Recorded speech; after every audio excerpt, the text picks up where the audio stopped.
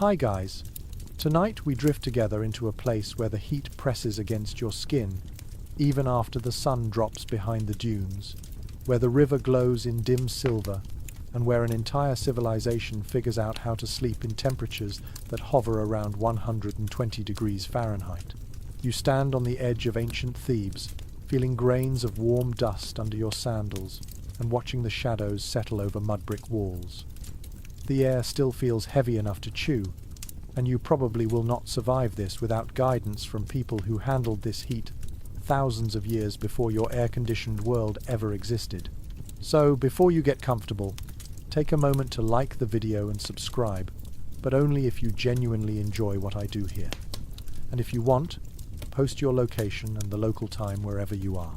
Now, dim the lights, and let your imagination step fully into the night.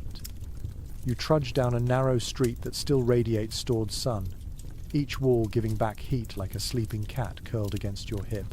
Ancient Egyptians lived in what might be one of the hottest habitable environments on Earth, and you feel it pressing at your lungs. A very mainstream historical fact reminds you of this reality. Egypt receives almost no rainfall, which means the land bakes under relentless sun 5,000 years straight. But here, in the thick of it, people manage to rest, dream, and wake, ready for another day of work. It still feels impossible. That is exactly why you are here, letting the nighttime wrap around your shoulders as if it were a blanket made of warm, dry air. Your first steps through this world show you how heat shapes every choice you make. You feel sweat trickle slowly down your spine despite the late hour. To your left, a woman closes a wooden shutter carved with simple geometric shapes. She is not blocking out light so much as coaxing cross breezes. Historians still argue whether most homes relied more on intentional airflow design or simply on the thickness of their walls for nighttime cooling. Whatever the truth, the effort is deliberate. You watch her wedge a clay jar near the window, hoping the water inside will evaporate just enough to chill the breeze that slips in. You walk farther, noticing the surface beneath your feet shift from packed earth to dust-soft sand. The sound of your own footsteps grows muffled. There is something wonderfully calming about the way nighttime in Egypt folds the day into quiet simplicity. People slow down, animals settle, and the sky stretches from horizon to horizon like a bowl of crushed blue stone. You feel small but safe, as if someone has lowered a gigantic curtain of cool intention across the land. A quirky little tidbit drifts into your mind as you breathe in the faint scent of date palms. Some Egyptians reportedly used a mixture of natron and water to clean themselves before resting, thinking the mineral would help draw heat away from the body.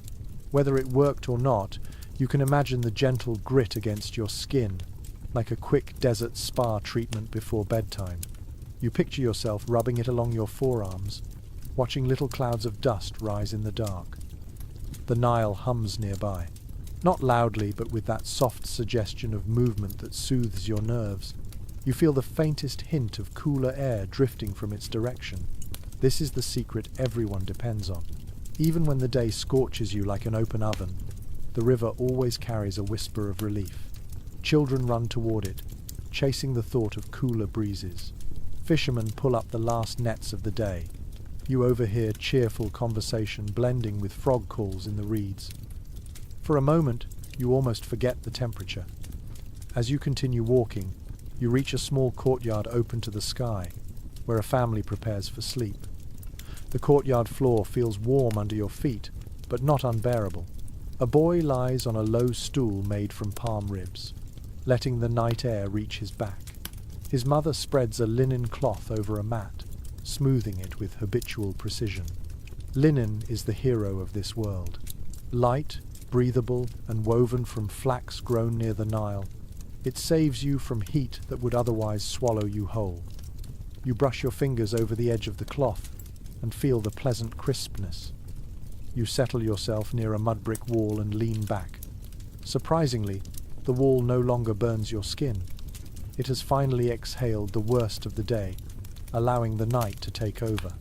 You sense that this is why these walls exist. Thick, layered, and porous, mud brick has a natural insulation effect. During the day it absorbs heat. At night it releases it slowly, so slowly that you can almost predict the comfortable moment when the balance tips and the coolness wins out. It becomes part of the rhythm around you. A stray cat strolls past, tail flicking with disinterest. It pauses to stare at you as though wondering why a modern traveller stands here blinking at the dark. You hear distant laughter from another roof, light and drifting like smoke. People often slept on their rooftops, but you will climb up there later. For now you remain at ground level, letting the environment wrap around you in this late evening calm. You close your eyes briefly. The air vibrates with tiny textures. Insects hum beyond your reach. A potter finishes storing his tools for the night. Somewhere close by, someone fans glowing embers to keep a slow-cooking pot warm until morning.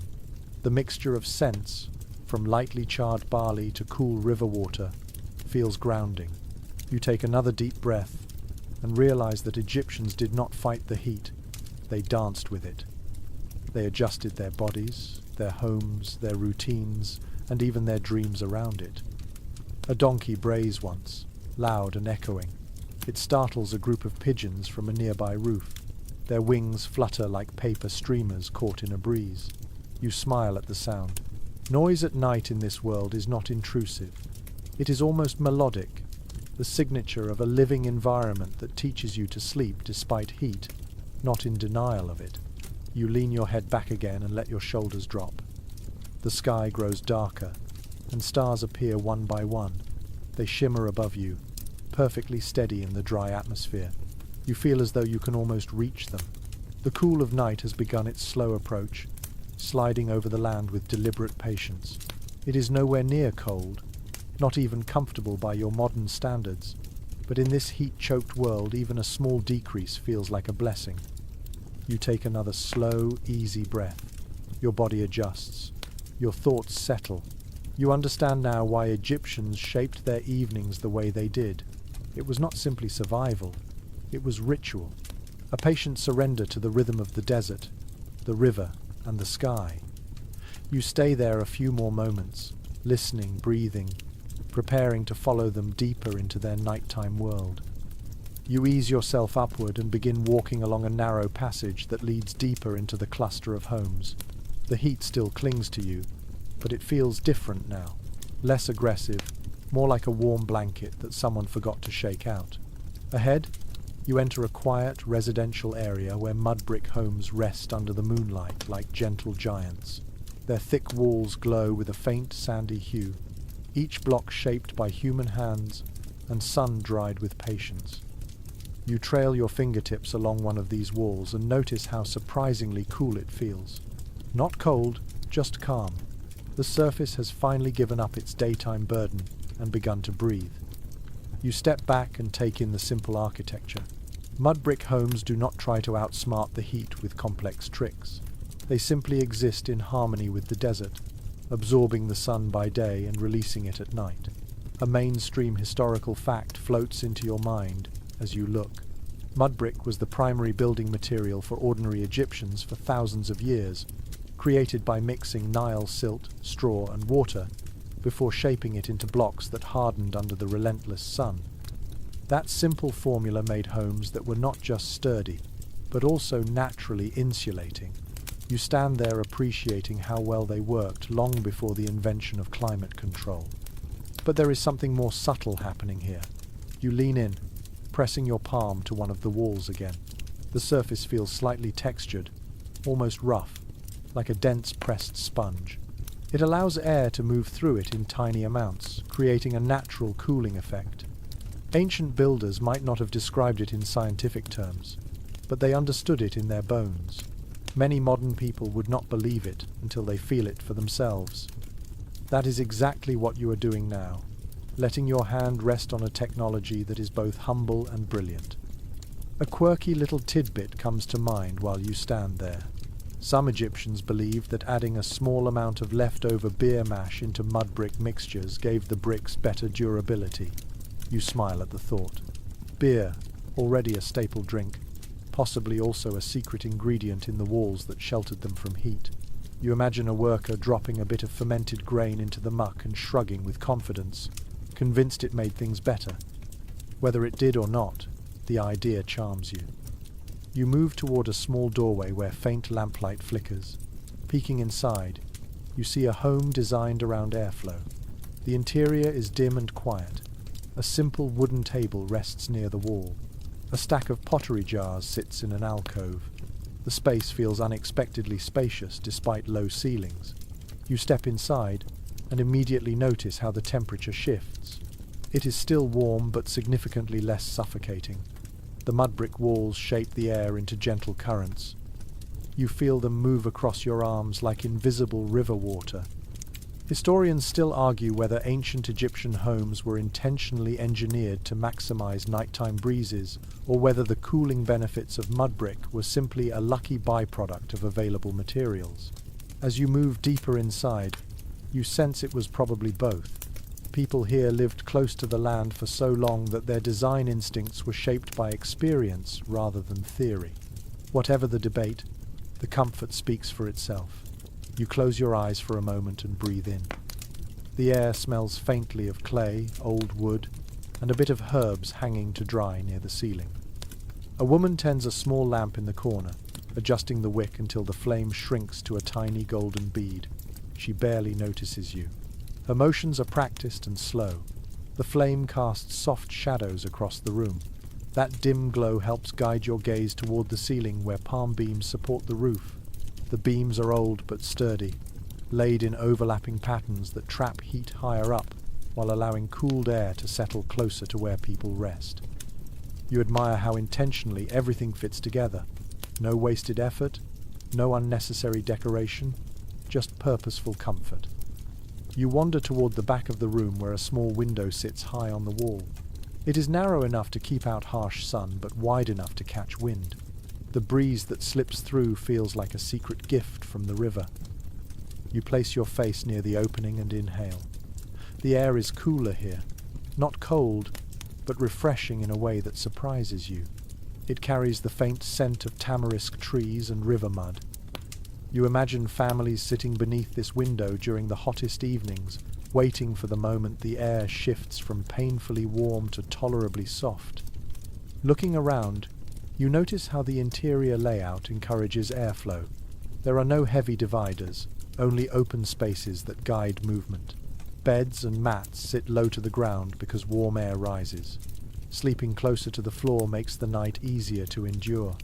You picture yourself lying there, feeling gentle breezes slide across the room as the thick walls work their slow magic. A cat curls up near a jar of water. You watch its chest rise and fall.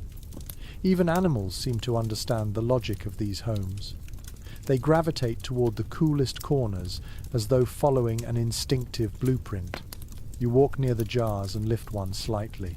The surface feels cool, not dramatically but noticeably. As water inside evaporates, it removes warmth from the surrounding air. The jar sweats the way your skin does, and the result helps you survive. You continue moving through the space, appreciating how completely the home interacts with the climate. You see baskets woven from reeds stacked neatly in the corner, each holding small personal items. You smell ground grain stored for tomorrow's bread. You hear distant laughter drifting from somewhere outside, mixed with the call of a night bird perched on a roof. The whole house feels alive but peaceful, and your body slowly settles into its rhythm. Outside, the night deepens. You step through the doorway into the open air again. The transition feels gentle, almost seamless. Warm air brushes your cheeks. A slight breeze stirs your linen clothing. You glance back at the home and understand why mud brick remained essential for centuries. It is not just a wall. It is a partner to the climate, adjusting itself to the sun and the night, offering protection in the simplest possible way. You walk along the outer wall, letting your hand trail across the surface again. It feels cooler now, smoother, more inviting. You think about modern construction and laugh quietly to yourself. In a world crowded with machines and artificial cooling systems, sometimes the most effective solution is one made from dirt, straw, and sunlight. You pause near a corner where the home meets another. The narrow gap between them funnels air like a natural wind tunnel. You step into it and feel a surprising burst of cooler movement across your neck. It makes you sigh with relief. You can imagine ancient families using these little architectural quirks to catch comfort on the worst nights. You stay there a moment, enjoying the breeze, listening to the murmur of distant voices, and feeling your body relax. The mud brick around you holds the memory of 1,000 nights just like this one. You let yourself drift with that thought, sinking deeper into the quiet calm of an Egyptian evening where homes do more than shelter. They breathe with you. You leave the narrow passage behind and make your way toward a cluster of staircases that rise along the exterior walls of nearby homes. They look almost improvised at first glance, simple steps carved into or built against mud brick structures. But as you climb the first one, you realize how intentional the layout feels. The air grows a little lighter with each step upward, as if you are slowly escaping the grip of heat that lingers closer to the ground. You reach the top, and the world opens wide. A flat Egyptian rooftop at night feels like an entirely new landscape. You step onto the surface and feel the texture under your feet, a mixture of packed clay, woven mats, and smooth stones. The roof is open to the sky, framed only by a low parapet wall that keeps sleepy wanderers from tumbling off in the dark. Up here, the breeze finds you more easily, brushing your cheeks with a softness that feels almost intimate. It makes you close your eyes for a moment, letting the relief trickle into your muscles. You look around and notice that rooftop life is not an afterthought, but a nightly ritual. A mainstream historical fact surfaces as you glance across the rooftops. Many Egyptians, especially during the hottest months, slept outside more often than inside because the temperature at roof level dropped faster and absorbed the night breeze more effectively. It was more than preference. For many families, this was simply the only way to survive nights that refused to cool down. The rooftop next to you holds a small family quietly preparing for rest. A father unrolls a large woven mat, tapping it gently to shake away dust. A girl arranges pottery jars at the roof's edge to let them catch the coolest possible breeze. A mother lifts a thin linen cloth, airing it out slowly before laying it across the mat.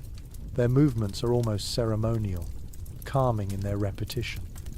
You feel yourself growing sleepy just watching them organize the simple comfort of the night.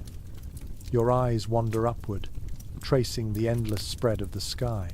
Stars sharpen in the dry atmosphere, forming brilliant patterns that seem to hover closer than they do anywhere else on Earth. The moon sits low, glowing softly, almost shy behind a veil of milky air.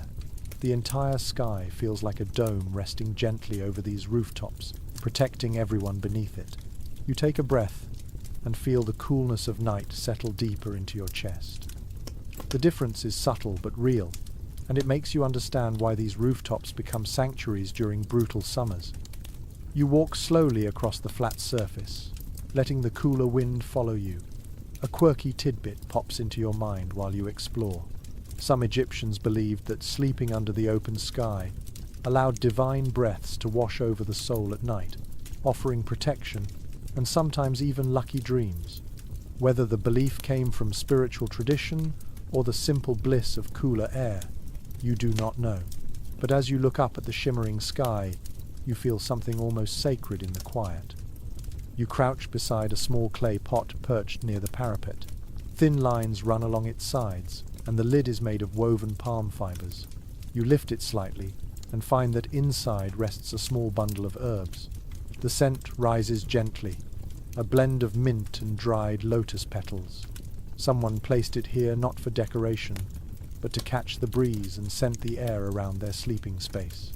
You take another deep breath as the aroma wraps you in freshness.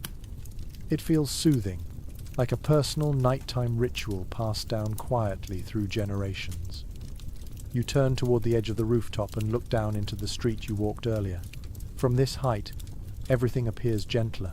The glow of small lamps flickers at the edges of narrow alleys.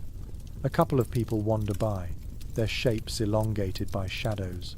The murmur of nighttime conversation slips upward in threads of sound, almost musical. The noise does not intrude. It comforts, You lean your elbows on the low parapet and let the scene wash over you, feeling your heartbeat slow in response to the calm. You take your first step toward a corner where a raised sleeping platform sits. Many families built these surfaces to lift themselves slightly off the rooftop floor, allowing breezes to pass underneath.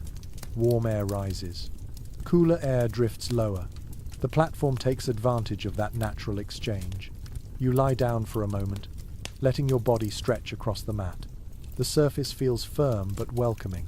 A light breeze sweeps across your arm. It cools your skin faster than you expect. You sigh deeply. A scholarly debate drifts into your mind as you continue resting there. Historians still argue whether rooftop sleeping was most common among poorer households who lacked inner rooms, or whether it was simply a cultural habit enjoyed across classes.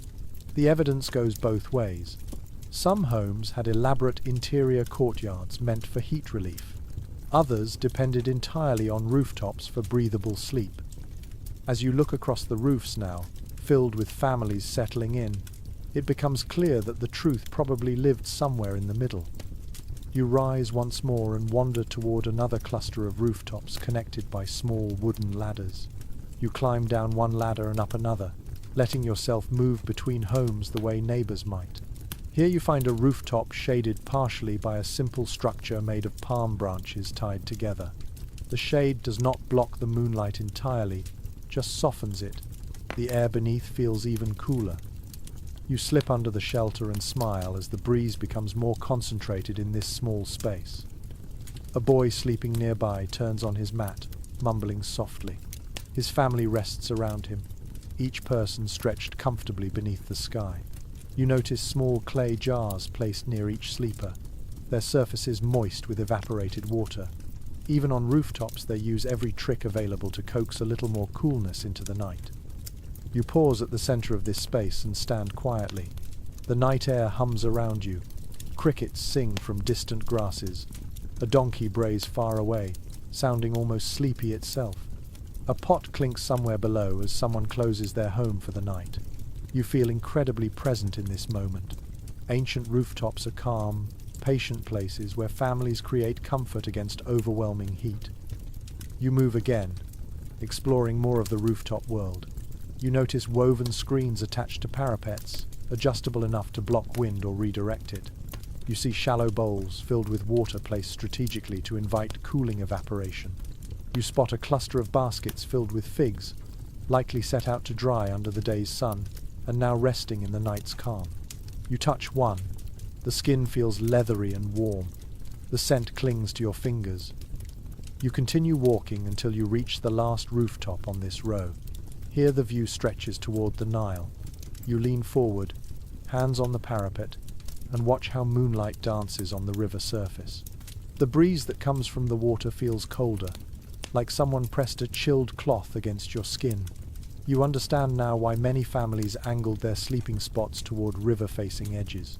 Even a small shift in direction could turn a suffocating night into a bearable one. You close your eyes once more and let the rooftop air thread around you. You inhale the scents, hear the peaceful rhythm of the night, and feel the way the environment balances warmth and coolness. Everything on these rooftops has a purpose. Nothing here is decorative excess. It is function shaped by survival, turned into ritual through repetition, and made beautiful through simplicity. You settle into one quiet corner near a mat still warm from earlier sun. You lie back, arms resting at your sides, breathing the night air. You let time stretch. Seconds melt. The rooftop feels like a floating island in a sea of shifting temperature.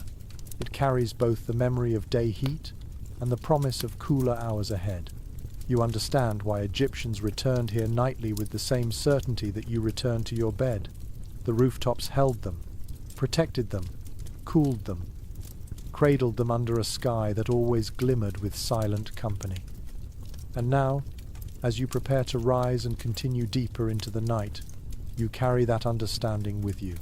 You feel a growing intimacy with the rhythms of Egyptian evenings, a closeness that comes from experiencing their world step by step. The rooftops gave you that gift, inviting you into their quiet realm of moonlight, airflow, and whispered dreams. You step down from the rooftop world and return to the street where shadows deepen and the night settles into a thicker hush. You move toward an open courtyard behind a cluster of modest homes, following the soft rustle of palm fronds. The air shifts again. The breeze passing through this area feels filtered, softened, almost as if it has been brushed clean. You step inside and discover the secret. Overhead, woven palm leaves create a canopy that casts a lace of shadows across the ground, shaping the temperature in a quiet and clever way. The canopy is not a tight roof, but a loose weave of fronds tied with fibre string. Moonlight trickles through, forming thin glowing stripes. A light wind brushes the leaves and makes them whisper. The texture of the air underneath feels noticeably gentler. You inhale and sense the faint smell of dried palm, earthy and warm but somehow calming. You crouch beneath the structure and run your fingers over the woven pattern. Each fibre is rough to the touch but flexible enough to bend and sway. Near the centre of the courtyard, a family prepares their nighttime resting space. A pair of children stretch out a reed mat under the canopy, while their grandmother carefully places a weight along each corner so it does not shift in the night breeze. A father props up a small wooden rack against a post. It is meant to hold thin fabric so the airflow moves across it more easily. You watch them work and see how natural this arrangement feels, more like a familiar seasonal habit than an experiment in cooling.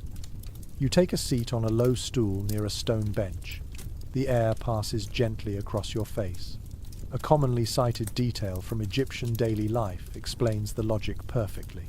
Palm leaves were among the most widely used natural materials for creating shade because they allowed partial airflow while still dimming harsh light. You can feel the truth of that now. The canopy above you does not trap heat. It breaks it. That slight interruption is enough to lower the temperature beneath it. You lean back and tilt your head upward. The leaves ripple softly, creating a faint rustling that soothes the mind. You imagine an Egyptian child falling asleep to that exact sound, lulled the same way modern people drift off to rain recordings. Your eyes drift across the courtyard and notice bundles of fresh fronds stacked near the wall. Each bundle is tied with rope made from date palm fibers. A young woman sorts them by size, selecting the longest pieces for weaving and the smaller ones for patching worn areas of older canopies. As the family continues their routine, you feel the atmosphere shifting into something peaceful. A mild breeze pushes through the leaves again. You take note of how the fronds flex with the wind rather than resisting it. That gentle movement lets the air flow in a rhythm that feels almost intentional. You step closer to the canopy and gently push one of the woven panels. The entire section sways lightly, and the sound of rustling layers your senses in tranquility. A small story preserved in folk tradition hints at another use of the palm leaf weave. People believed that hanging a handful of fronds with the ends twisted inward helped deter bothersome insects during the hottest nights. The idea might seem odd to you, but as you watch the leaves flutter, you can imagine how the shape and movement might disrupt small pests. Whether the belief was scientific or simply passed down through generations, it adds charm to the scene. Beyond the courtyard wall, you hear murmured conversation from another home. A mother sings gently to her baby. A group of older men debate something in low tones. Their voices ebb and flow with the breeze, blending into the soft texture of the night.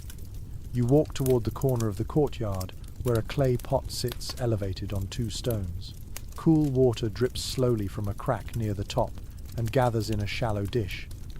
The scent of water in warm air carries a freshness you find unexpectedly comforting.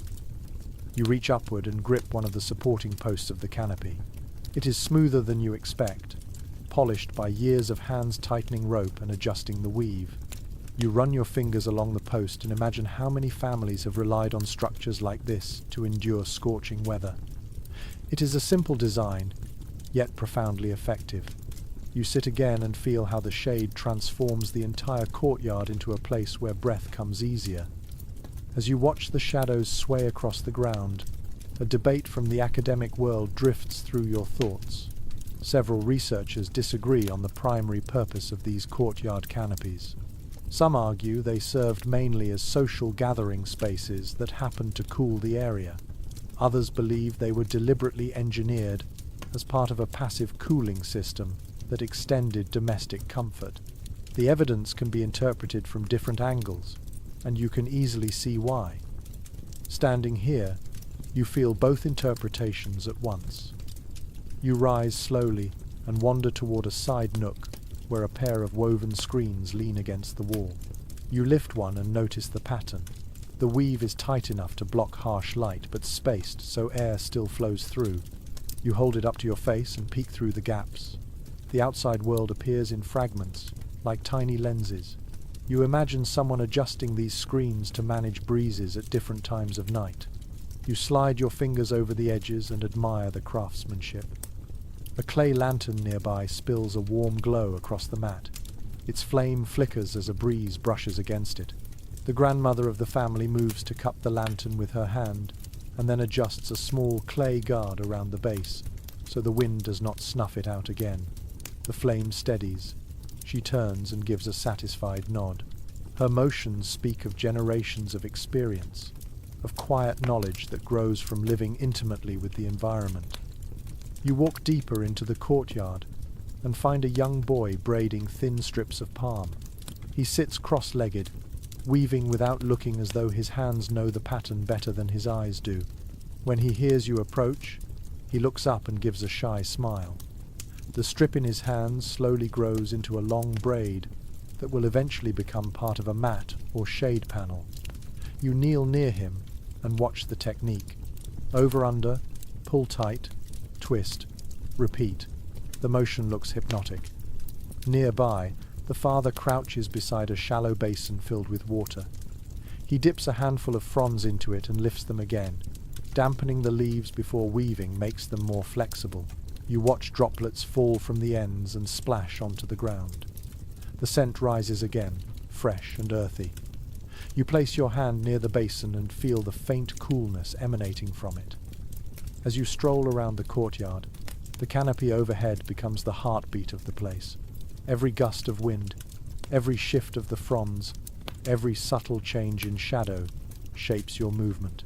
The more time you spend under it, the more you understand how deeply it influences comfort. It is not only shade for the day, but a cooling net for the night. "Good is all I'm van Victorian," you imagine someone saying. "Let the wind do its part." In this world where direct sun is merciless and nights can cling to the memory of heat, shade structures like this allow families to breathe. They soften the transition from day to night and create small pockets of relief. You wander toward the entrance of the courtyard again. The air outside feels harsher, warmer, almost dense compared to the gentle flow beneath the fronds. You stand there a moment, letting the difference wash over you. The courtyard canopy creates a microclimate within the larger landscape, and you marvel at how effective simple organic materials can be. Fireflies flicker near the far wall, tiny dots of gold drifting above the ground. A child chases one, giggling quietly before losing it in the shadows. You watch the tiny light disappear between the fronds, swallowed by the soft darkness. You take one more slow walk around the space, letting the shade, the breeze, and the movement of the leaves fade into your senses. It feels like a cocoon, a protective cradle of texture and sound. You stay until your body fully adapts to the gentle coolness here. Only then do you step back toward the open night, carrying the memory of this woven shelter with you. You slip out of the shaded courtyard and drift toward a row of small work areas behind several homes, guided only by the faint clink of pottery and the smell of wet clay. The night air thickens again, warm on your skin, but you sense another kind of coolness waiting somewhere ahead. You follow the path until you reach a dimly lit corner where several large clay jars stand grouped together like quiet guardians. Their surfaces glisten with a soft sheen. When you step closer, you realize they are damp, not because anyone poured water onto them, but because the jars themselves are gently exhaling moisture, letting tiny droplets form and vanish into the warm air. You move nearer and touch one. The clay feels cool against your fingertips, cooler than you expect in this heat. That slight chill travels instantly through your skin, and you understand why Egyptians trusted these vessels so much. They are not meant just for storage. They breathe, and in breathing, they cool the air around them. You walk around the cluster, noticing how some jars appear slightly darker than others. Their surfaces absorb water from within and push it outward through microscopic pores. As the moisture evaporates, the surrounding air loses heat. Without planning on it, you step closer and inhale. The scent is subtle but refreshing, like a whisper of river mud mixed with mineral dust. A practical detail from ancient life comes to mind. Clay jars made with specific ratios of Nile silt were prized because they created stronger, evaporative cooling. Families often requested certain potters who had a reputation for producing jars that stayed cooler longer. You trail your fingers across one jar's ridge, feeling its slightly uneven texture. Each vessel was shaped by hand, pressed and smoothed and tapped until it stood solid in the sun. You glance at a potter seated nearby, his back hunched as he polishes the rim of a half-finished jar. His movements are slow, rhythmic, meditative. He dips a cloth into water and wipes carefully along the edge. Cool droplets fall to the ground and vanish instantly. You study the craftsman, curious. He notices your interest and gestures toward another jar. When he taps the side of it with his knuckles, you hear a clear, hollow tone that vibrates briefly through the night air. That sound tells him the jar has dried evenly. You imagine potters across Egypt listening for similar tones each evening, judging the readiness of their creations not by sight but by resonance. You lean closer to a jar that has a small opening covered with cloth. The cloth is tied down with a thin rope made from twisted fibers. You lift the edge gently and peer inside. The water reflects the moonlight in a soft, rippled glow. The surface looks surprisingly cool. You dip a fingertip into it and exhale softly at the temperature.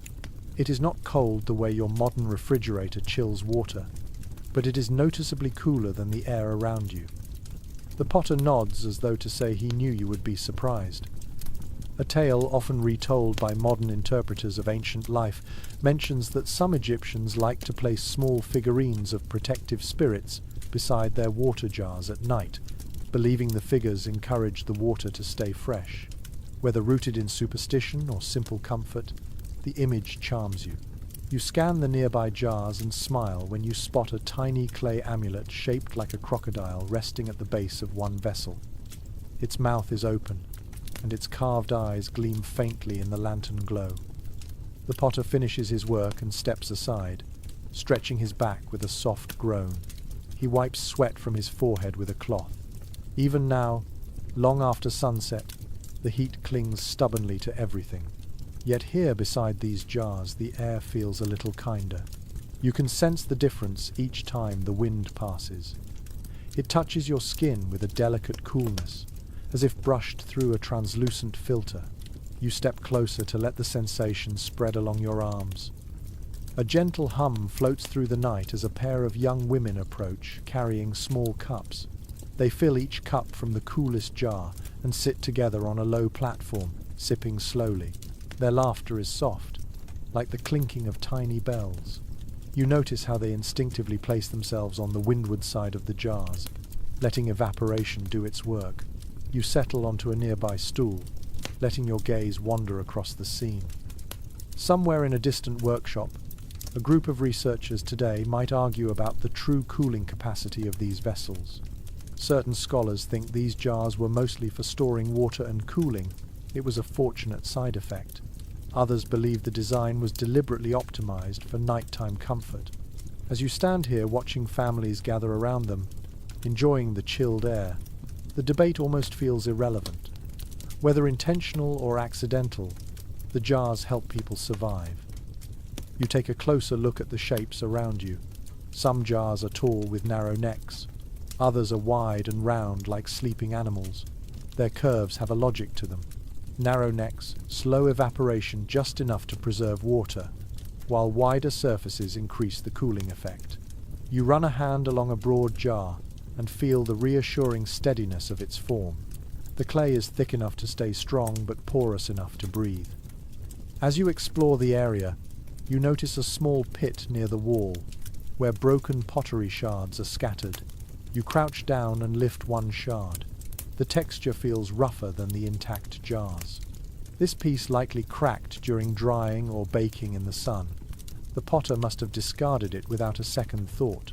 Yet even in its brokenness, the shard carries the memory of the Nile's mud, shaped by human hands and hardened under a sky that knows only heat. You rise again and follow the movement of the night. The air shifts. A breeze brushes through, cool and delicate. You close your eyes and feel it move across your face. You let the sensation pool in your chest. These jars create pockets of coolness that ripple outward in almost imperceptible waves. They turn oppressive heat into something tolerable, something you can breathe without struggle. Nearby, a young boy dips a cloth into the cool water and wrings it out over his arms. He sighs in relief. His mother smiles and hands him another cloth. You watch them and feel a subtle longing, an appreciation for the simplicity of their comfort. No machines, no electricity, just clay, water and wind working together. You walk around the jars again, slow and observant. You notice condensation gathering on the underside of one cloth lid. A droplet forms, swells, then falls quietly into the vessel. That tiny sound might escape unnoticed by most, but you hear it clearly in the quiet night. It is like a heartbeat, a rhythm that repeats endlessly through long summers, keeping families cool enough to rest. A trio of men arrives, carrying baskets filled with freshly drawn water from the river. They pour the water into several jars, filling them to different levels. You observe how the jars darken as the moisture begins its slow outward journey. The men speak quietly among themselves, voices blending with the whisper of wind. Their work is simple, steady, purposeful. You step aside and watch as moonlight glints off the surfaces of the jars. Not bright, but soft, almost tender. The scene feels ancient and eternal at the same time. You linger near one jar and place both hands against it. The coolness spreads through your palms. You imagine sleeping beside it, letting its evaporative breath calm your body until the heat finally loosens its grip. You stand quietly for a long moment, absorbing the textures, the sounds, the scents of this place. You feel the air growing steadier, cooler, easier to inhale. You sense the deep ingenuity in this simple technology. Clay, shaped by water and sun, becomes a tool capable of bending the temperature.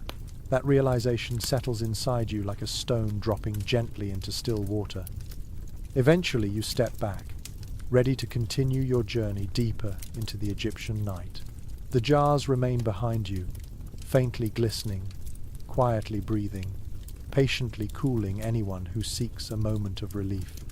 You carry their gentle chill with you as you walk away, feeling your body softened by the cool grace they offer. You leave the cool hum of the water jars and wander toward a quieter part of the settlement where small linen bundles hang from wooden frames. Their pale shapes sway gently in the faint breeze, almost like soft, ghostly lanterns. You draw closer and instantly notice the subtle change in the air. It carries the clean, crisp scent of freshly washed cloth, mingled with the faint sweetness of flax. The fragrance relaxes your shoulders before you even understand why. You step beneath one of the frames and touch a hanging linen tunic. The fabric feels feather-light between your fingers, smoother than you expected, almost silky despite its coarse appearance. Egyptians adored linen for reasons that become very clear the moment you handle it. Even a thin piece of linen has a remarkable ability to breathe, to release body heat instead of trapping it. You rub the cloth slowly, appreciating its coolness.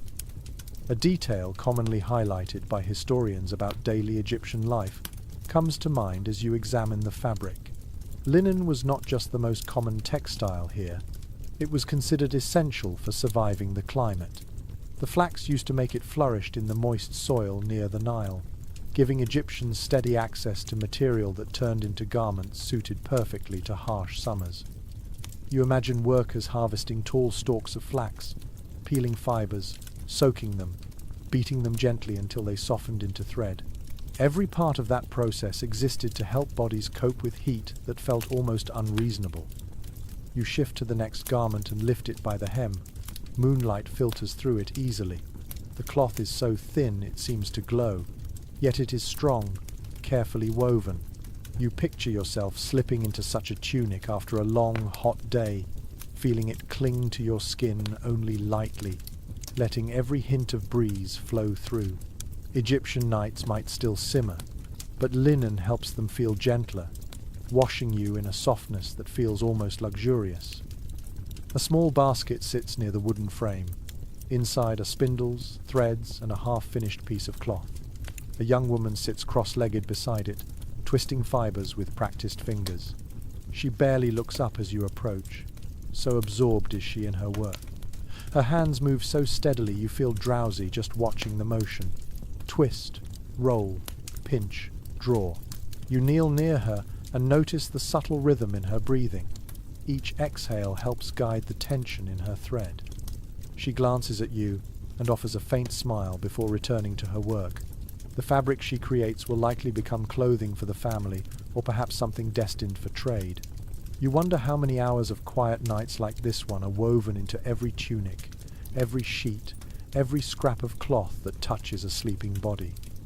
You continue forward and find another frame where garments hang in pairs.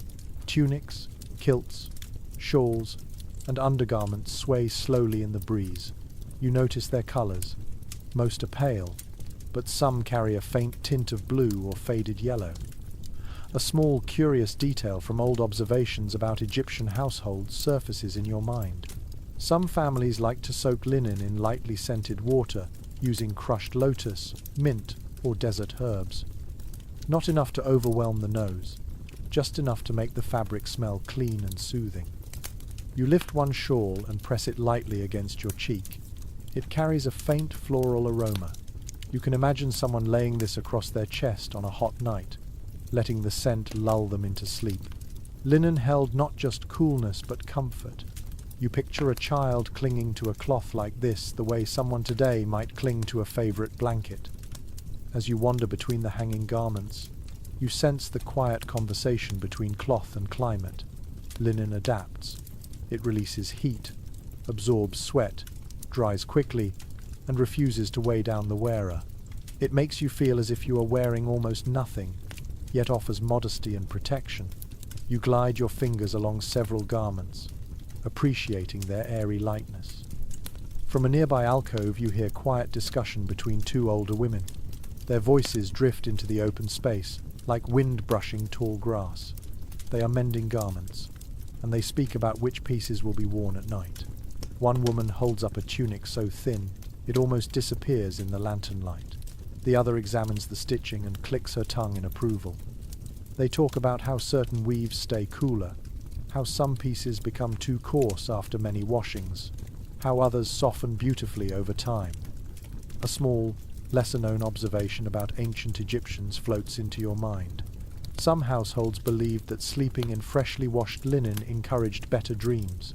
You imagine someone laying out a recently dried tunic, inhaling the scent of sunlight and water, hoping the night would bring visions of peace or even divine favor. You step away and notice a set of wooden pegs beside a small doorway.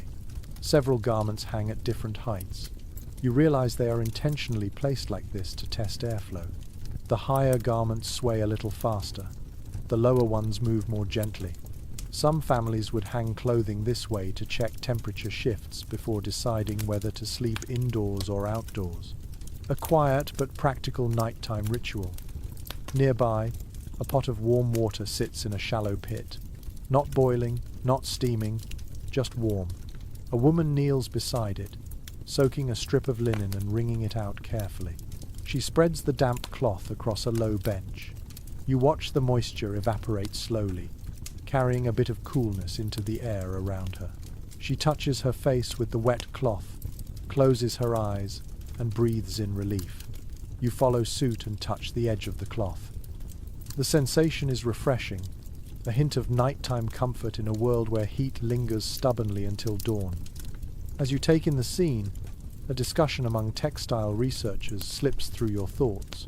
Some specialists disagree about whether ancient Egyptian clothing was intentionally designed to cool the body, or whether linen simply happened to be the perfect material available. Both arguments feel plausible, but watching these families prepare their garments with such care, you sense that people understood the cooling benefits instinctively. They lived through long summers where every detail mattered. You walk toward a corner where a large linen sheet hangs from two poles. It stretches wide like a soft curtain. You pull it gently and feel its smooth sway. Sheets like this were often used on rooftops or courtyards to create private sleeping areas, but they also played a role in managing airflow.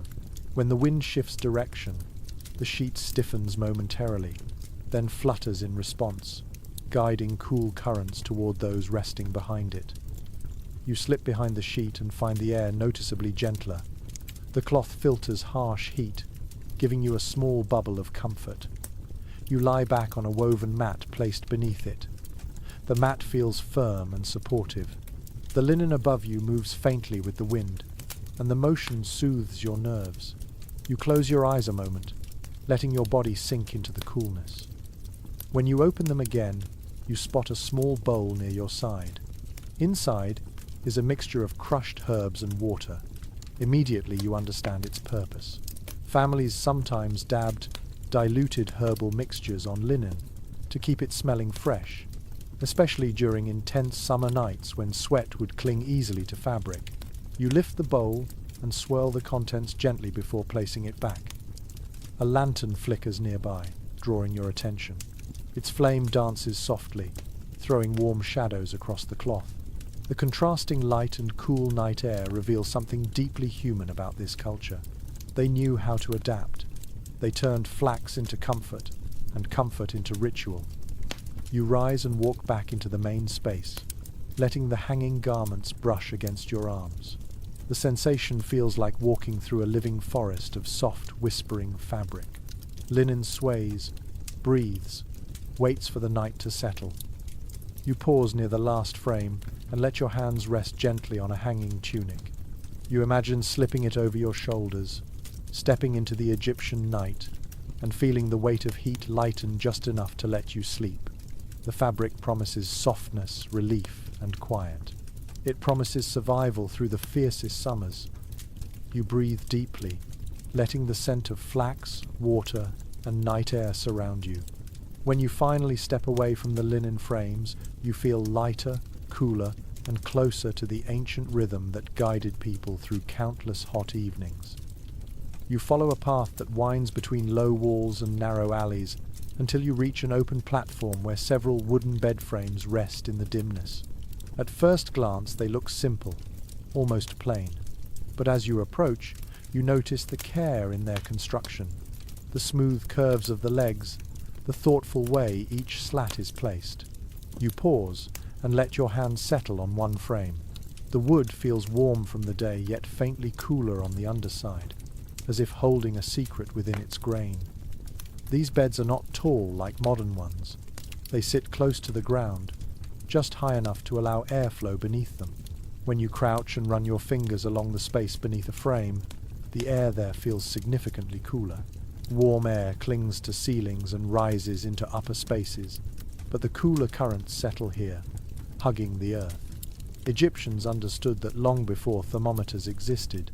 They built beds that kept sleepers lifted just enough to catch those gentler currents.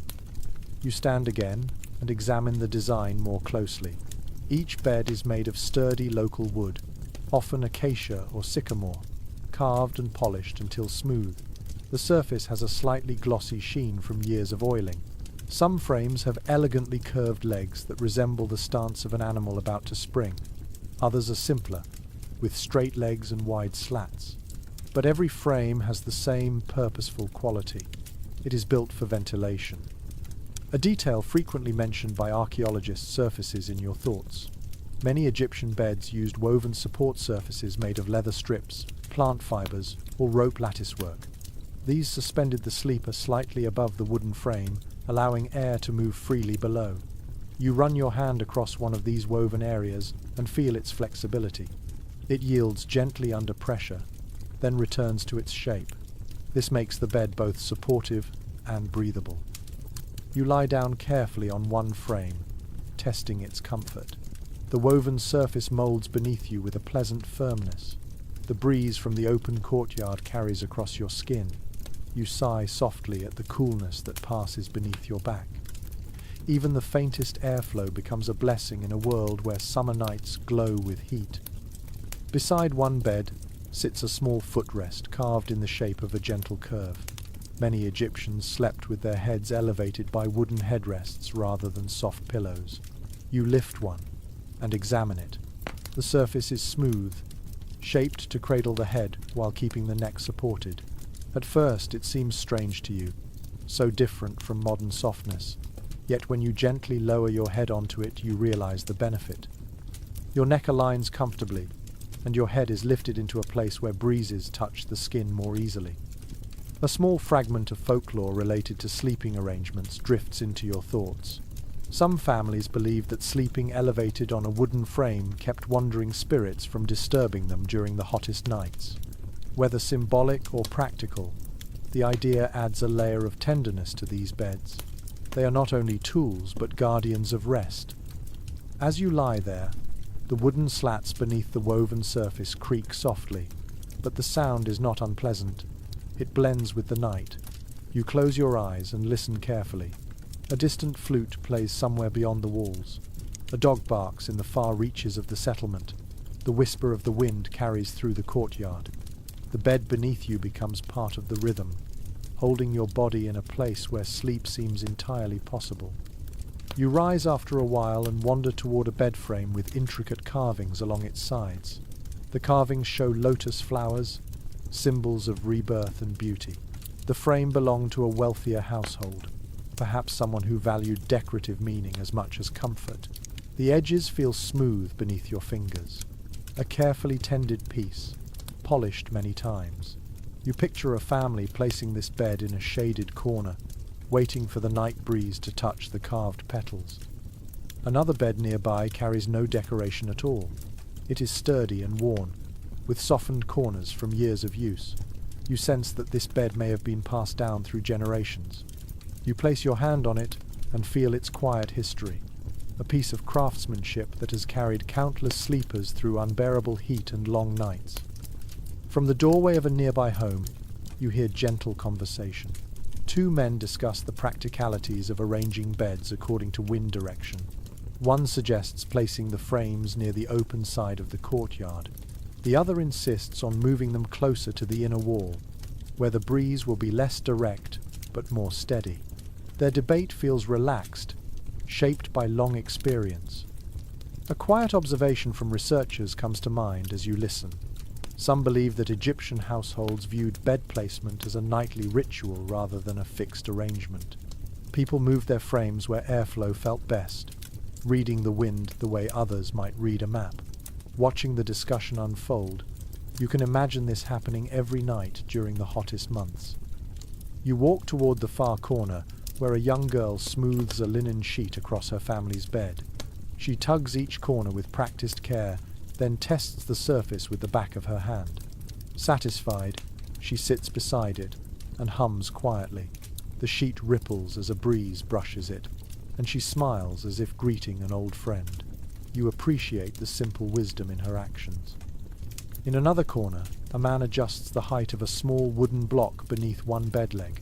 Raising or lowering a single point of contact allows him to angle the bed slightly toward the wind. You marvel at how intuitive this feels. No complicated machinery, just a shift in angle that changes everything about airflow. A lantern flickers near the wall. Its glow illuminates a basin of water placed beneath one of the beds. The water will not stay cool for long, but its presence encourages evaporation that lifts a faint chill toward the sleeping area. You dip your fingers in the basin and feel the subtle temperature difference. You watch the way the lantern light reflects on the water and dances across the bed frame. The entire space feels like a quiet workshop of comfort, shaped by human hands and nightly patience. You wander to the most elevated bed in the space, placed near a low window. You stand next to it and feel the steady airflow slipping through the opening. You imagine lying there with your head on the wooden rest, eyes half closed, hearing the night hum through the window. Even without soft cushions, the experience feels serene. You place your palm on the bed frame one more time before stepping back. The wood holds a softness earned through long use. You understand now why these beds mattered so deeply. They were not luxury. They were survival shaped into comfort. They lifted bodies into cooler currents, allowed heat to escape, and created resting places strong enough to handle nights heavy with warmth. As you move away from the beds, you take one last slow breath of the cool air drifting beneath them. You carry that sensation with you, knowing these frames are more than furniture. They are quiet teachers guiding you deeper into the ancient night. You leave the wooden bed frames behind and walk toward a quieter corner of the settlement, guided by the soft creak of reeds shifting in the night breeze. The sound is light and rhythmic, almost like distant waves brushing ashore. As you step into a dimly lit courtyard, you notice a set of reed mats arranged neatly along the ground. Their woven surfaces catch the lantern glow, creating patterns that look like tiny ripples on water. You crouch beside one, resting your palm lightly on its surface. The mat feels surprisingly cool, far cooler than the packed earth beneath it, and you lift your hand in curiosity, wondering how such a simple material could hold onto the night's gentlest breeze so well. The scent surrounding the mats carries the earthy sweetness of Nile reeds. You inhale and feel something loosen in your chest. These mats are not just bedding. They are carefully crafted tools for coping with summer nights that press down like heavy blankets. Each reed is chosen for its thickness, dried under the sun, then split and smoothed before being woven into the firm lattice beneath your hand. You run your fingers along the weave, noticing how the surface breathes. Tiny gaps between reeds allow heat to fall away from your skin, letting cool air rise to replace it. A well-known observation about Egyptian daily life slips into your thoughts. Reeds from marshy areas near the Nile were abundant and durable, making them one of the most essential materials for domestic use. People used them for baskets, furniture, sandals, and even small boats. Yet their role in sleeping comfort often goes unnoticed, despite being quietly vital during the hottest months. You lower yourself onto one of the mats, stretching out carefully. The woven surface rustles beneath your weight, creating a whispering sound that soothes your ears almost instantly. The mat flexes slightly, supporting you without sinking. Warm air moves past the upper surface, but cooler currents slip underneath. You close your eyes for a moment, letting the contrast wash over you. Your back feels supported, your skin breathes freely, and the night becomes gentler in a way you did not expect. Beside you, a family prepares their own mats. A father dusts his mat with gentle flicks of his hand. A mother shakes out a linen cloth before laying it across the weave. Their teenage son smooths the edges, checking for any loose reeds. The family works quietly, speaking only occasionally in soft tones. The calmness of their routine feels infectious. You watch as their youngest child curls up on her mat, hugging a small woven doll shaped from leftover reed strips. Her laughter from earlier has faded into a sleepy hum. You rise and walk to a nearby storage shed where bundles of reeds lean against the wall. A man inside kneels on the ground, weaving a new mat. His fingers move with impressive speed, guiding each reed into place with confident precision. The pattern grows row by row, tight enough to stay strong but loose enough to breathe.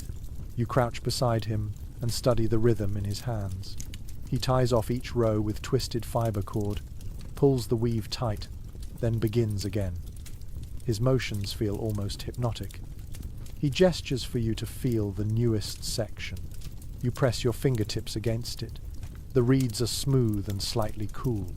The man explains that the mat will feel even cooler once it has been used for several nights, as the reed fibers gradually adapt to the sleeper's body and the local airflow. The idea fascinates you. These mats are not static objects. They learn. They adjust. A small story preserved in village memory enters your mind. Some people believed that certain reed bundles produced especially cool mats if harvested at specific times of the moon. Whether superstition or simple pattern recognition passed down through generations, the notion adds a playful charm to this humble craft. You stand and stroll deeper into the courtyard. Several mats are arranged side by side, each slightly different in pattern. Some have diagonal weaves for extra flexibility. Others feature a tighter horizontal design, meant for heavier sleepers. You kneel again and trace the differences with your fingertips. Each mat tells its own story. Each reflects the hands that shaped it. In a corner illuminated by a small clay lantern, two sisters repair an older mat. They trim frayed reeds and replace worn sections with new pieces. The lantern light flickers across their faces as they work. Their expressions are calm, focused. One sister uses a small knife to shave down a reed, ensuring the replacement blends with the original. You marvel at the patience required. A mat might last several years, but it demands gentle care. Nearby, a mother sprinkles a tiny amount of scented water onto her mat. The droplets darken the reeds for a moment before vanishing into the warm air. A soft aroma of mint and lotus fills the space. She spreads her hands over the mat, encouraging the scent to settle.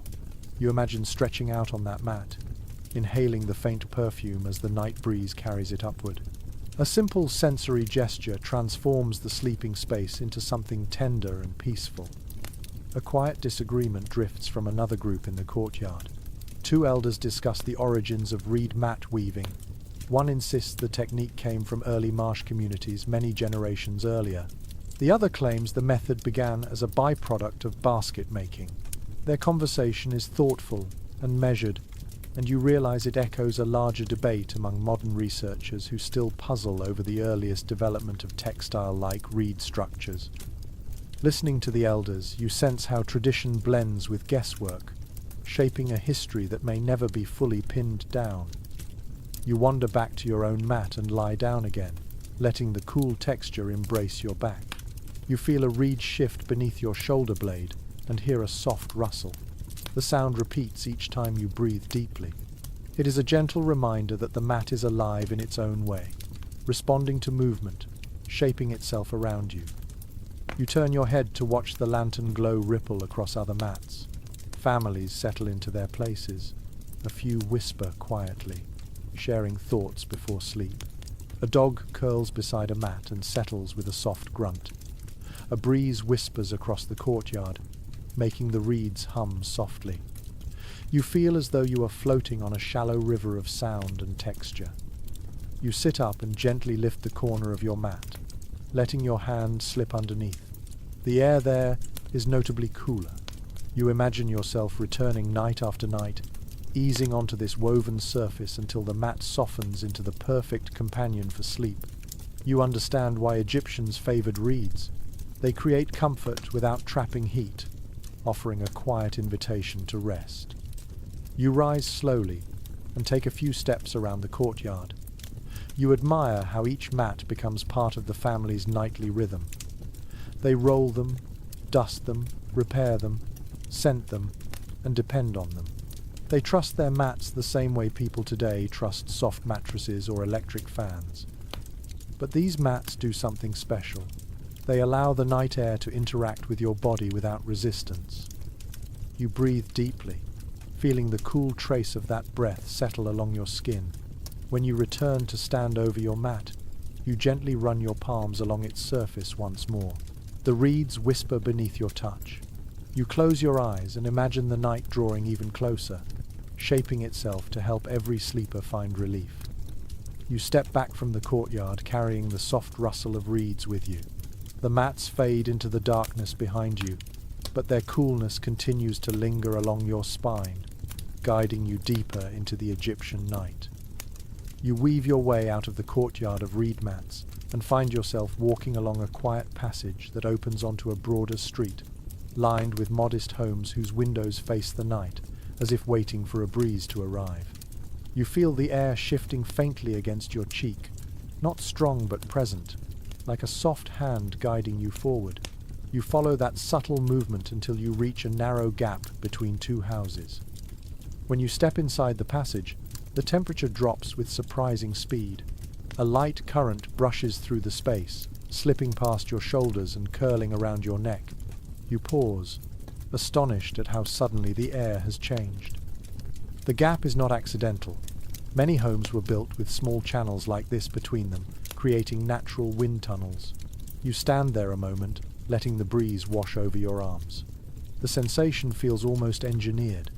You realize that ancient Egyptians knew far more about airflow than their simple architecture suggests. These small alleys and windows were placed strategically to catch whatever wind the night provided. You take another step and notice how the air behaves. It moves in a steady line, flowing from one direction with gentle pressure, picking up speed as it funnels between the walls. You tilt your head and feel the difference when you lean slightly to one side. You imagine families learning these wind patterns instinctively, adjusting their homes and sleeping spaces to match the nightly rhythms of the air. A widely accepted insight among archaeologists comes to your mind as you explore the narrow passage. Many Egyptian houses were arranged in compact clusters, not only for shade but also to guide breezes through living spaces. These tight arrangements allowed airflow to be concentrated and directed in predictable ways. You smile at the cleverness of it.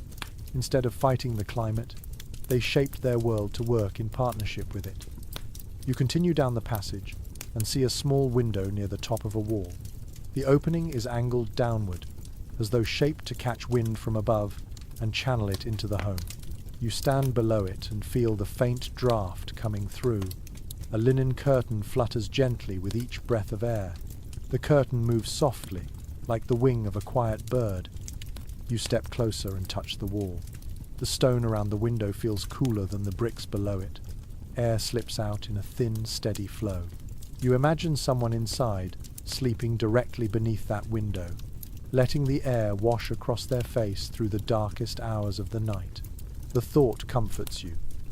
You move farther into the street and notice more windows placed in similar ways. Some are high, some are wider, some tilt at angles that seem almost artistic. But each has a purpose: to channel moving air into a home that would otherwise trap heat long after sunset. You follow the pattern until the road bends slightly, leading you toward a larger communal space. At the entrance to this open area stands a woman carrying a woven fan. She lifts it with a graceful motion and directs a wave of air toward her child, who sits on a low stool near a doorway. The child laughs as the breeze ruffles his hair. The woman smiles, repeating the motion with practiced ease. You watch her and understand that mixing natural airflow with hand-directed breezes created a cooling method that was simple, elegant, and surprisingly effective. A memory from historical descriptions of Egyptian life surfaces while you watch her fan the air. Manual fanning was often used at night, not just for cooling, but for encouraging air movement inside spaces with limited cross breezes. Servants in wealthier households even stood near beds with large fans, moving air steadily until their masters fell asleep. You picture the rhythmic sweep of such fans creating gentle soundscapes, pulling warm air upward and pushing cooler air downward. The woman notices your interest and steps aside to show you a narrow doorway. You crouch slightly and enter a small room where two windows face each other. You instantly notice the strong airflow.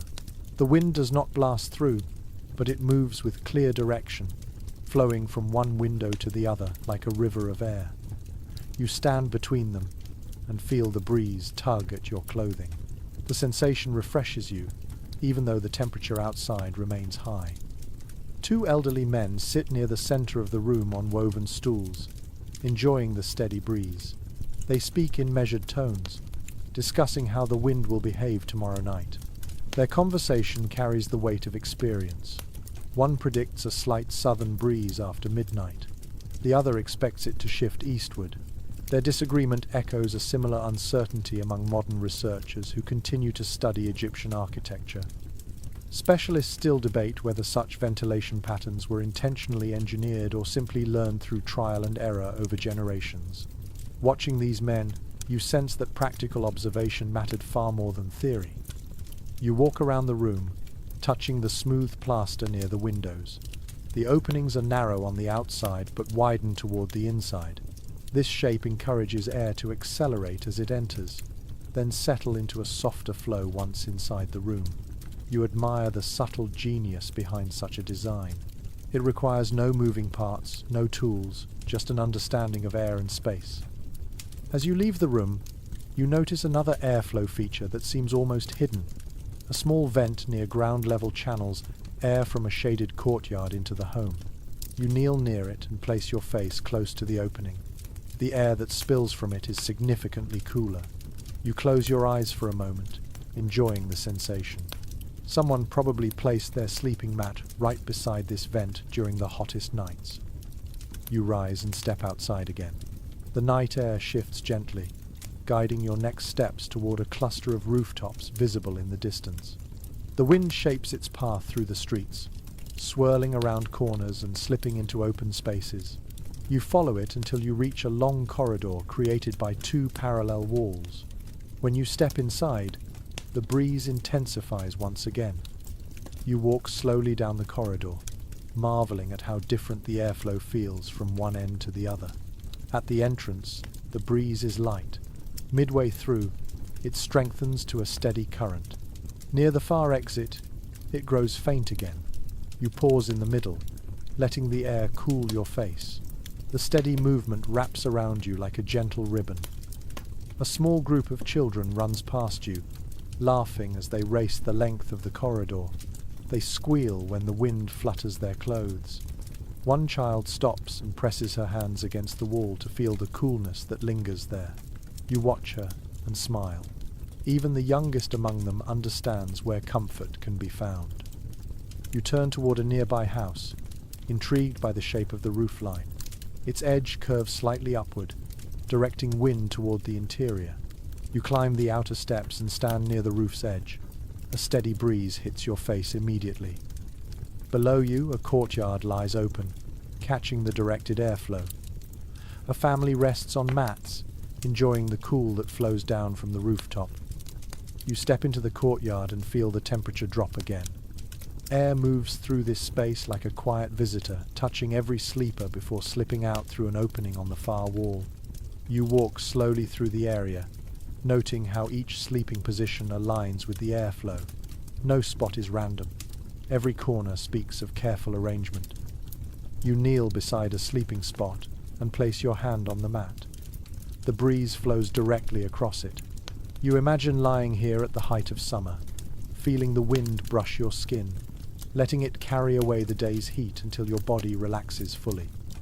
You stay there a moment longer, feeling the air across your face and imagining the endless nights shaped by these gentle drafts. Then you rise, ready to follow the wind toward whatever secret lies deeper in the Egyptian night.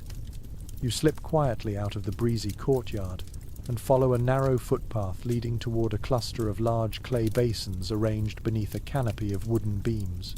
The air here feels thick again, heavy with heat that the night has not yet managed to steal away. You breathe in and catch a hint of fresh water mixed with the earthy scent of clay. As you step closer, you hear the quiet patter of droplets falling into shallow pools. It is a soothing sound, soft enough to make your shoulders relax. You move toward a wide ceramic tub at the center of the area.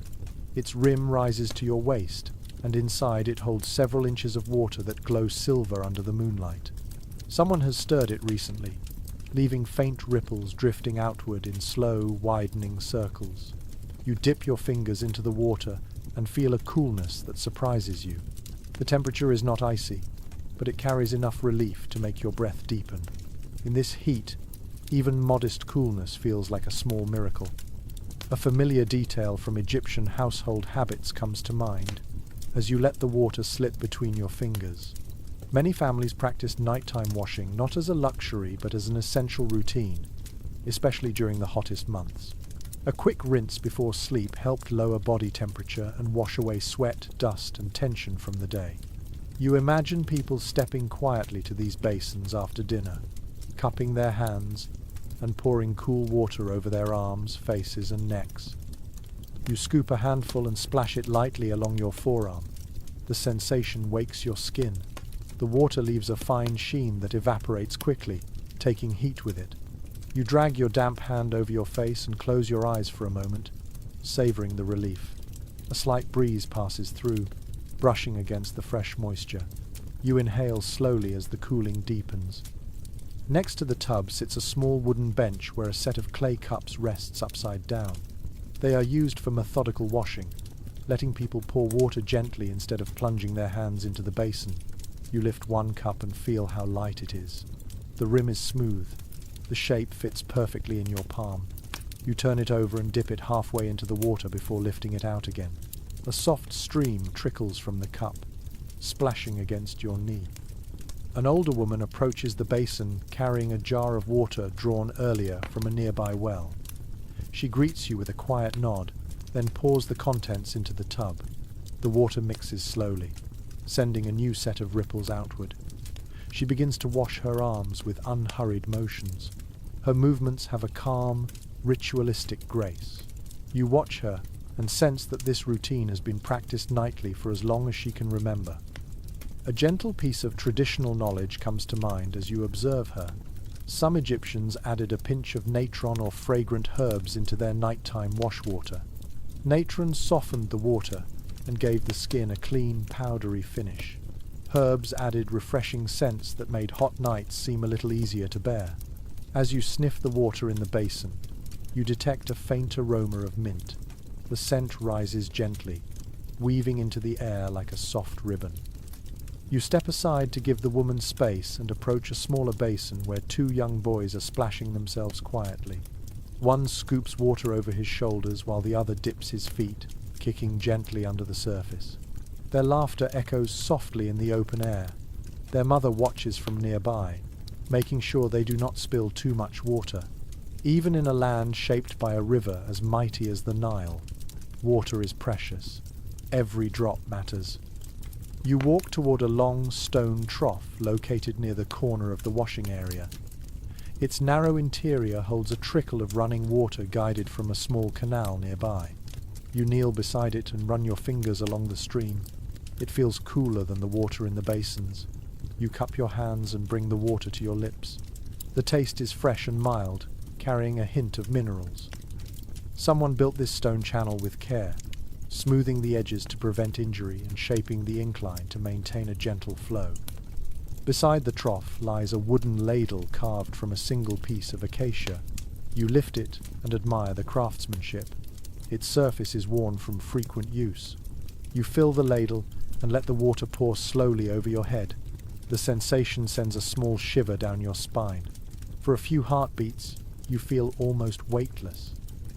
A pair of young women approach the trough with clay jugs. They fill them patiently, chatting softly about the day's work. One mentions how much she looks forward to this nightly cooling. The other agrees, saying she cannot fall asleep without washing first. Their voices blend with the gentle trickling of the water.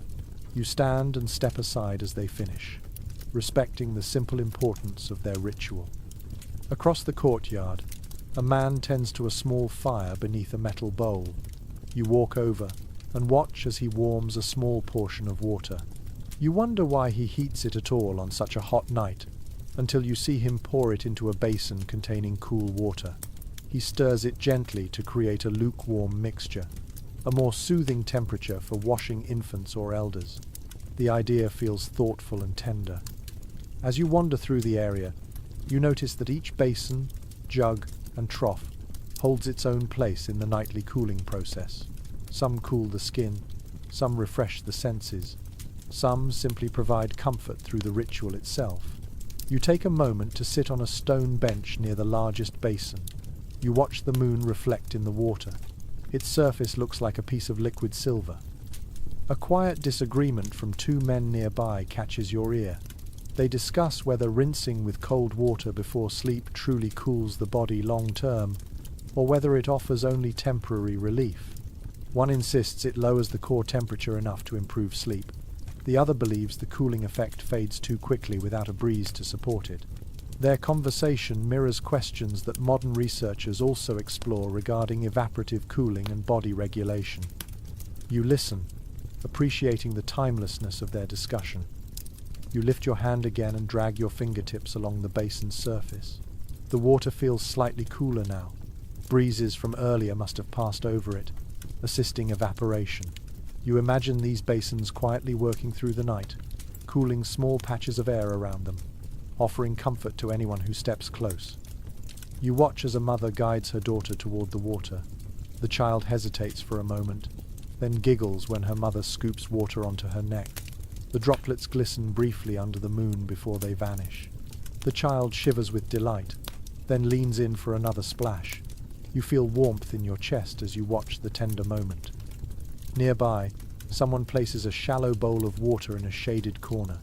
You follow their movement and realize the bowl will provide evaporative cooling to anyone sleeping near it. The idea seems simple but clever. You rest your palm above the bowl and feel the cool air drifting upward. You take one last wash from the basin, letting the water run down your arms in thin, cool streams. The sensation centers you, grounding you in the quiet rhythm of these Egyptian nights. You stand there, letting the last droplets fall, letting the breeze dry them gently from your skin. When you finally step away, the area behind you fills with soft splashes, low voices, and the mingled scents of water and herbs. You walk slowly into the warm night, carrying with you the feeling of fresh, cool water clinging to your skin like a quiet blessing. You follow the soft echo of dripping water until it fades behind you, and soon the warm quiet of the night settles around your shoulders again.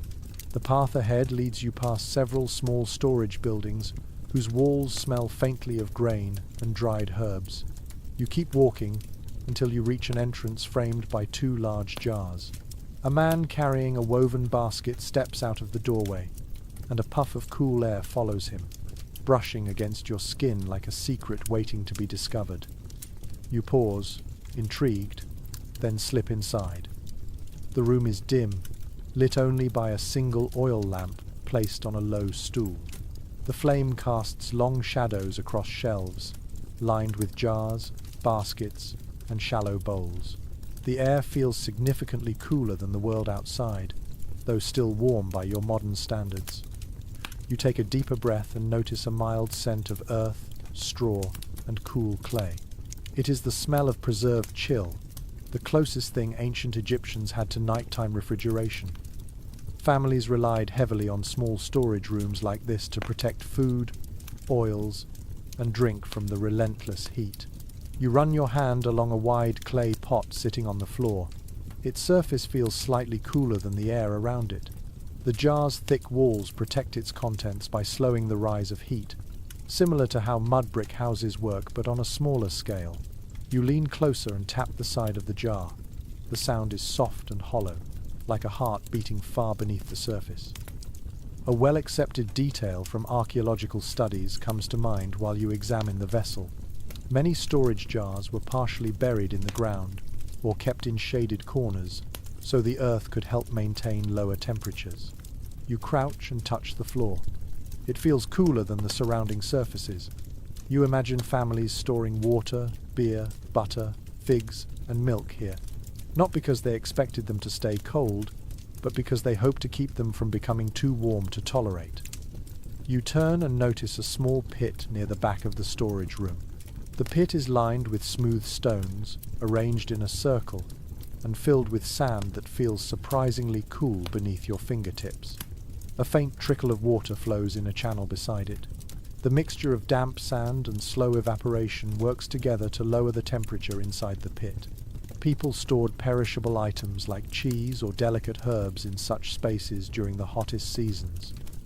Beside the pit lies a set of shallow clay lids. You lift one and examine the design. It fits perfectly over the stone circle, creating a simple cooling chamber that protects food from pests and heat. You lower the lid again and feel the subtle drop in temperature near your feet. You understand now why people placed these small cooling zones throughout their homes and courtyards. They offered pockets of relief that worked quietly through the night. You rise and walk back toward the shelves. A basket filled with dried barley sits at eye level. Nearby rests a jar filled with date paste, sealed with pressed clay. You pick up the jar and feel its weight. The clay seal feels smooth and dry. The jar's surface carries faint condensation that tells you its contents remain slightly cool inside. You imagine someone breaking this seal at dawn to prepare a morning meal, thankful that the paste has not turned unpleasant overnight. From the corner of the room, you hear soft footsteps. An older man enters carrying a bundle of reeds. He nods politely before moving toward a jar half buried in the floor. He lifts the lid, checks the contents, and replaces it carefully. As he works, he hums quietly to himself. His motions reflect long familiarity, the kind built over years of tending small, cool spaces that protect precious food through unbearable heat. A bit of folklore from local communities slips into your memory. It is said that some households once placed small tokens or carved wooden figures in these cooling rooms to encourage the spirits of the earth to keep the space chill. Whether rooted in belief or playful imagination, the idea adds a gentle charm to the dim room. You search the shadows and find a tiny clay figurine perched on a shelf. It resembles a small animal curled in sleep. You smile as you imagine someone placing it there with hope. You approach a large jar near the doorway. The neck is wide and the lid is heavy. You lift it slowly. Inside rests water that looks still and dark. You dip a cupped hand into it. The water feels cooler than the air by several degrees. You bring your hand to your lips. The taste is mild and refreshing. You imagine this water being used not just for drinking, but also to dampen cloth for evaporative cooling. A quiet conversation drifts in from outside. Two women stand near the doorway, discussing how long certain foods can survive in this nightly coolness. One believes figs last longer when kept in woven baskets. The other claims shallow pots preserve them better. Their gentle disagreement reminds you of the many discussions among modern historians who still puzzle over which cooling methods Egyptians relied on most. Without written instructions, small details remain open to interpretation. And yet, standing here, the system feels instinctively clear. You walk toward the far wall and touch the plaster. It feels cool to your palm. The room's thick construction blocks daytime heat and holds the night's cooler air like a protective shell. You can almost see the temperature gradient within the shadows. Upper shelves hold items that can endure slight warmth. Lower spaces, especially near buried jars, cradle more delicate foods. Everything has a place. You kneel beside a small wicker basket containing a handful of leafy herbs. Their scent fills the space with a fresh greenness that contrasts wonderfully with the earthy cool. You brush a leaf between your fingers and lift it to your nose. The aroma lingers in the air. The basket rests near a jar partially filled with damp sand. The setup acts like a natural cooling tray. You marvel at the gentle ingenuity behind it. In the corner you notice a stack of small clay bowls turned upside down on a stand. You flip one over and feel the inside. It is slightly cool, likely from its proximity to the buried jars. You imagine someone pouring water or beer into it during the night, enjoying a drink that retains a hint of freshness in the hot air. Near the door, a family places a tray of soaked fava beans inside the room. They leave them in the cool air for the night so they soften without fermenting. You watch as the mother wipes sweat from her forehead, relieved by the drop in temperature as she steps inside.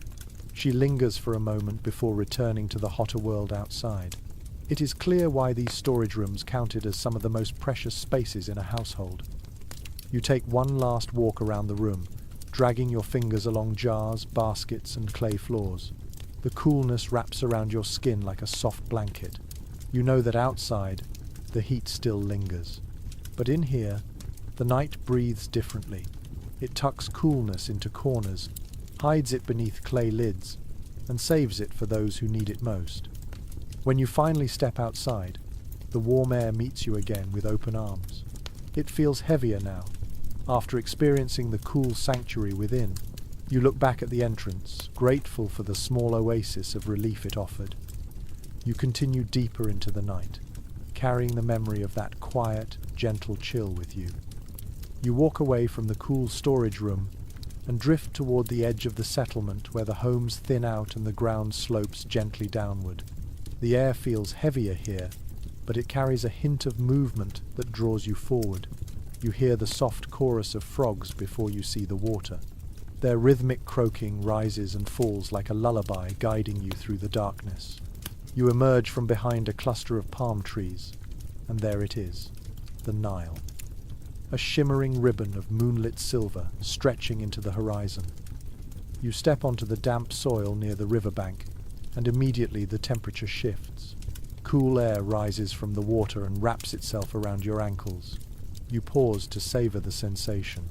After hours in the restless heat of inland courtyards, this cool breath feels like a gift pressed gently into your hands. You crouch and let your fingers brush the moist earth. It clings to your skin, cool and pliant, releasing a faint scent of river life. A detail often mentioned by students of ancient Egypt surfaces in your thoughts. Many families spent the hottest summer nights sleeping close to the river or within reach of its breezes. The Nile was not only the lifeline of their crops and daily water supply, it was also a source of comfort that calmed the worst of the heat. As you inhale the river air, you finally understand why people gravitated toward it once the sun sank. You walk closer, stepping lightly through reeds that whisper as you pass. The river hums with gentle currents. You kneel at the water's edge and dip your hand in. The temperature surprises you. It is cooler than the air by a few degrees, enough to make your skin tighten slightly. You hold your hand there and watch moonlit ripples distort your reflection. A soft splash draws your attention to a small wooden raft tied to a stake. A fisherman sits upon it, mending a net under the dim glow of a clay lamp. He pauses to greet you with a brief smile before returning to his work. His hands move with a relaxed grace, weaving fibers as though the night belongs entirely to him. You watch him for a moment. The calmness of the scene feels like a secret you have been allowed to glimpse. A curious note from community traditions comes to mind. Some villagers believed that sleeping near the Nile invited dreams filled with messages from river spirits. Whether rooted in imagination or the calming effect of cooling breezes, the idea lingers as you scan the shimmering surface. You feel the river's quiet presence soothing your thoughts, encouraging you to unwind. You rise and walk along the bank, noticing several families settling on woven mats laid carefully on the river's edge. Some have placed clay jars nearby, allowing the water to cool the vessels more effectively through the night. A few adults dip cloths into the river to refresh their skin. The children laugh softly as the cold water surprises them. You watch as one girl presses a damp cloth against her neck and sighs with delight. You find a spot slightly elevated from the water and sit down. You tilt your head back and let the breeze brush across your face. The night sky reflects in the river, doubling the stars and making the world feel larger. Crickets hum in the reeds. A distant splash suggests a fish leaping briefly into the air. Every sound feels gentle, layered, and welcoming. You stretch your legs out and lean back on your palms. The air flowing across your skin feels different here. It carries the moisture of the river, which cools your body more effectively than the dry breeze inland. You close your eyes for a moment, letting the mixture of scents and sounds meld into one soothing rhythm. From nearby you hear soft conversation. Two elders sit on a flat rock discussing how often people should sleep by the river during the worst summer nights. One argues that the cool breezes prevent heat exhaustion. The other worries about insects and humidity making sleep more restless. Their discussion mirrors the uncertainty among modern scholars who still debate how regularly families chose riverside sleeping compared to rooftop or courtyard arrangements. Listening to their voices drift across the water, you sense both points hold truth. You stand and wander toward a narrow inlet where lotus flowers float calmly on the surface. Their petals reflect pale moonlight, creating little pools of glowing white. You bend to smell one. The scent is faint but sweet, carrying a freshness that reminds you of early mornings. Some families believed lotus blossoms encouraged peaceful rest when placed near sleeping mats. You imagine the petals swaying on the water while someone nearby drifts into slumber. A woman sits by the inlet washing a basket. She looks up, smiles, and dips her hands again into the shimmering water. The ripples glide outward like rings of light. She finishes rinsing the basket, sets it aside, and then scoops water onto her arms and neck. Her eyes close briefly as she enjoys the chill. You watch quietly, not wanting to disturb her moment. You walk farther along the bank until you reach a place where several mats are arranged side by side. A group of men sits together, watching the river's movements. One of them lifts a jar and pours a trickle of water onto the packed soil beside his mat. The small splash darkens the earth and releases a cool, earthy smell. He lies down near it, letting the evaporating moisture add a gentle chill to the air around him. Another man dips a small clay bowl into the river and sets it near his resting spot. The bowl will cool the surrounding air through evaporation. You kneel beside it and feel the faint draft rising from its surface. It amazes you how deceptively simple materials can create comfort in such intense heat. Your gaze drifts to a group of children sitting ankle-deep in the shallows, letting the river wash against their legs. Their laughter mingles with the croaking frogs. One child scoops up water with both hands and pours it over his head. Another kicks a small splash upward, catching the light. You watch them with quiet admiration. They are mastering the art of cooling off in a world without modern conveniences. You move toward a large palm tree leaning over the river. Its branches cast shifting shadows on the sand. Beneath the tree, a family prepares for rest. The mother spreads out a linen sheet while the father arranges small stones to secure its edges. Their son sets a jar close to the tree trunk. The daughter fans herself with a woven leaf. You step aside so they can finish their gentle ritual. You sit beneath the same palm tree, feeling its rough trunk press coolness against your back. The breeze gathers strength here. It blows across the water, slips through the reeds, and brings a cooling breath to everyone nearby. You close your eyes again. The scent of the river fills your lungs. A faint sound of oars draws your attention. A small boat glides slowly by. Two men aboard speak softly. Their voices ripple across the water with the same smoothness as their paddles. You watch the boat drift away, shrinking into the distance until it becomes a silhouette against the moon. You lie back on the sand and let your arms fall loosely to your sides.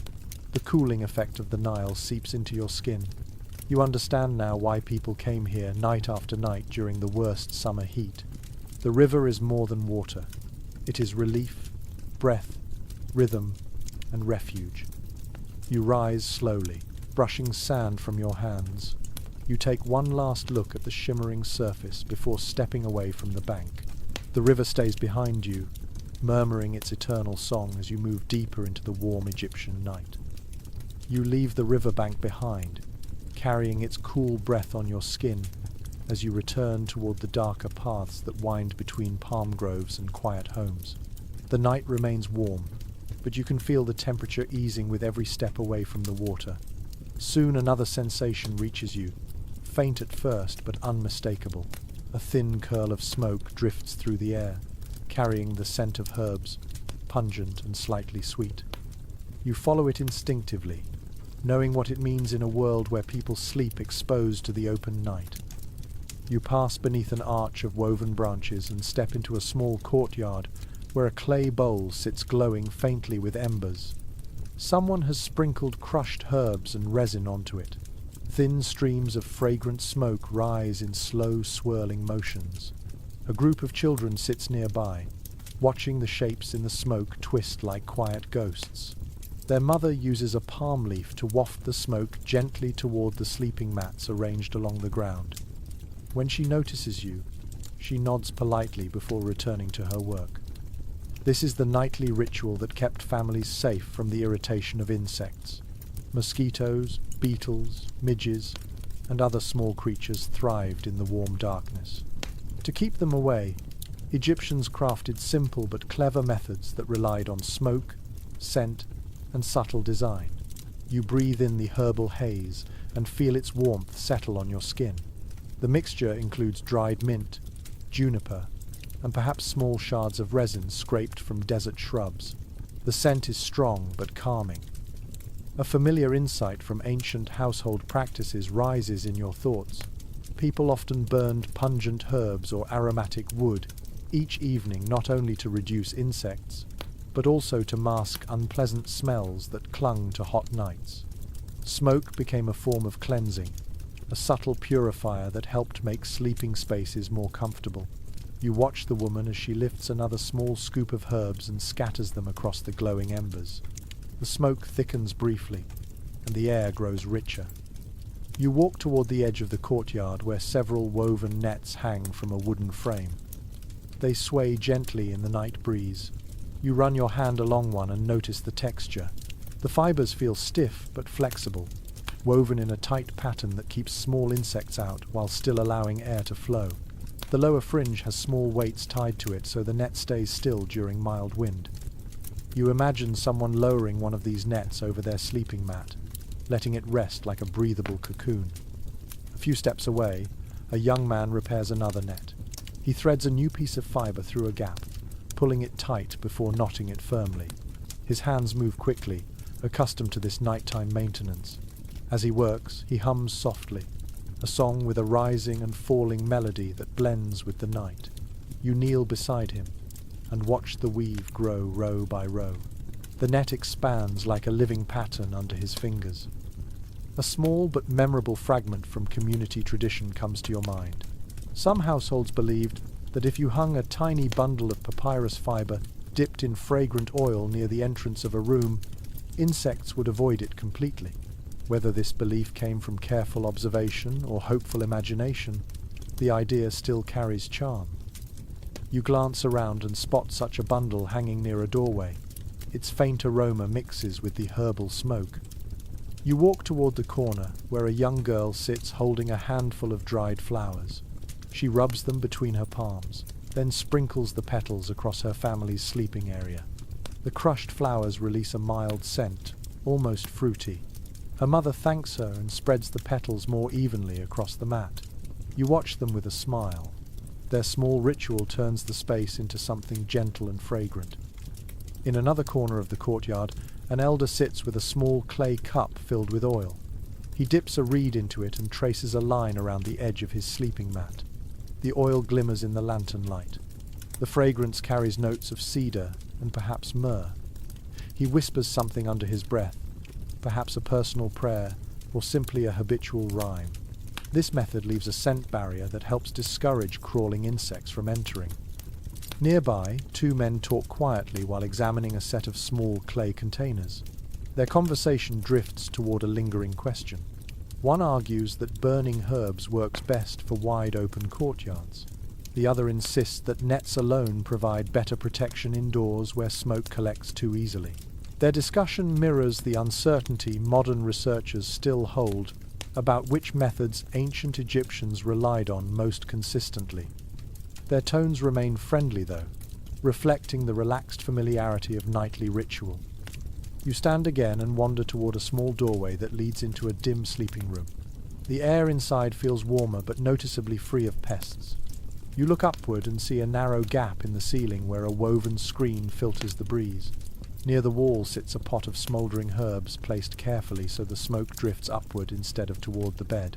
Someone has arranged the sleeping space meticulously, ensuring both airflow and protection. You notice a woven basket hanging near the ceiling. Inside it rests a collection of pungent herbs and dried citrus peels. The scent diffuses slowly through the room. You reach up and touch the basket lightly. The herbs rustle quietly inside, releasing another hint of aroma. Stepping back outside, you return to the courtyard where a group of women sits preparing fresh bundles of herbs. They chatter softly as they crush leaves, tie stalks with fibers, and sort pieces according to fragrance. One woman lifts a bundle to her nose and breathes deeply before passing it to her neighbor. Another shakes a handful of leaves into a clay bowl. The rhythm of their work creates a soothing tapestry of sound. You sit beside them and watch as they create mixtures for different purposes. One mixture is meant to burn, another is meant to hang, a third is meant to be rubbed directly onto the wooden frames of beds. The combinations shift depending on the season, the insect population, and personal preference. The women laugh when one suggests that mosquitoes seem to prefer biting her more than anyone else. They tease her gently and offer to prepare an extra strong blend for her mat. A young boy runs into the courtyard carrying a small pot filled with glowing coals. He drops a pinch of crushed leaves into it, then waves his hand to stir the smoke. The aroma climbs upward and expands through the space. He moves the pot from one corner to another, creating a moving ring of protection. You watch the smoke trail behind him, drifting into dark corners where insects might hide. His task is simple but important, one performed by children for generations.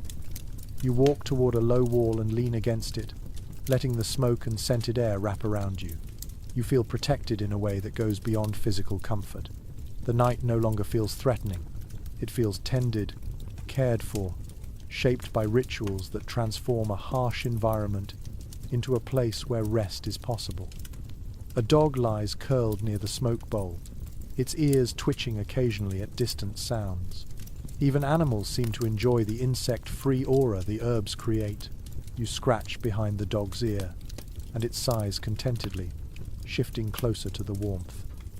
A faint breeze slips through the courtyard, carrying the scent of cooling herbs across your face. You close your eyes and breathe deeply. The aroma makes you drowsy. The smoke seems to soften the edges of the night. The nets sway gently, voices lower to murmurs. The world grows calmer. You watch the last embers glow softly inside the clay bowl before stepping away from the courtyard. The air behind you remains fragrant and protective. As you continue your journey through the Egyptian night, you carry that gentle shield with you, knowing how thoughtfully people shaped their sleep despite the challenges around them. You move away from the courtyard where fragrant smoke drifts lazily into the dark, and soon another scent begins to thread its way into your senses. It is softer, smoother, and warmer than the herbal smoke you left behind. The aroma floats gently through the air like a thin veil. You follow it instinctively, letting it lead you across a quiet stretch of open ground. The night feels still here, as though waiting for you to discover something important. Ahead, a cluster of small clay lamps flickers near a row of low benches. A few people sit there, their silhouettes outlined by amber light. As you approach, the air fills with notes of cooling oils and faint sweetness. Someone is preparing nighttime fragrance, a practice woven deeply into Egyptian life. This is not perfume for luxury. This is a tool of comfort, a way to soothe the mind and ease the body into rest during oppressive heat. You take a slow breath, letting the mixture of lotus oil, palm resin, and crushed herbs drift into your lungs. The effect is subtle but immediate. Your shoulders drop, your jaw loosens. The scent seems to cool you from the inside out. A common observation found in depictions of Egyptian daily routines comes to mind. Fragrant oils were not only used for ceremonies or adornment, they also played a major role in managing heat. Many oils helped the skin retain moisture, while giving a pleasant cooling sensation that lasted through the night. You step closer to a small table, where several clay jars sit open, their jeweled contents shimmering in the lamplight. An elderly woman sits beside the jars, stirring one of them with a thin wooden stick. She hums softly, dipping her fingers into the oil and smoothing it over her arms. When she notices you, she gestures gently for you to come nearer. She dips her fingers once more and brushes a tiny amount of oil onto your forearm. The sensation surprises you. The oil does not feel heavy. Instead, it spreads lightly across your skin, leaving a faint coolness that deepens as the breeze touches it. She reaches for another jar and opens it. A sharp but pleasant scent rises from within, something like a mix of mint and pine. She explains quietly that this blend is used when the nights are especially stifling. A few drops rubbed behind the ears and along the neck can help the body feel lighter. You inhale gently over the jar. The aroma lifts your senses, clearing the heaviness of the night from your thoughts. Beside her, a young man prepares small cones of scented wax. He shapes each cone with careful fingers, forming a smooth peak at the top. These cones are meant to be placed on the head, where the body's warmth slowly melts them. The melted fragrance drips gradually across the hair and skin, offering cooling relief for hours. You watch him shape the cones with quiet concentration.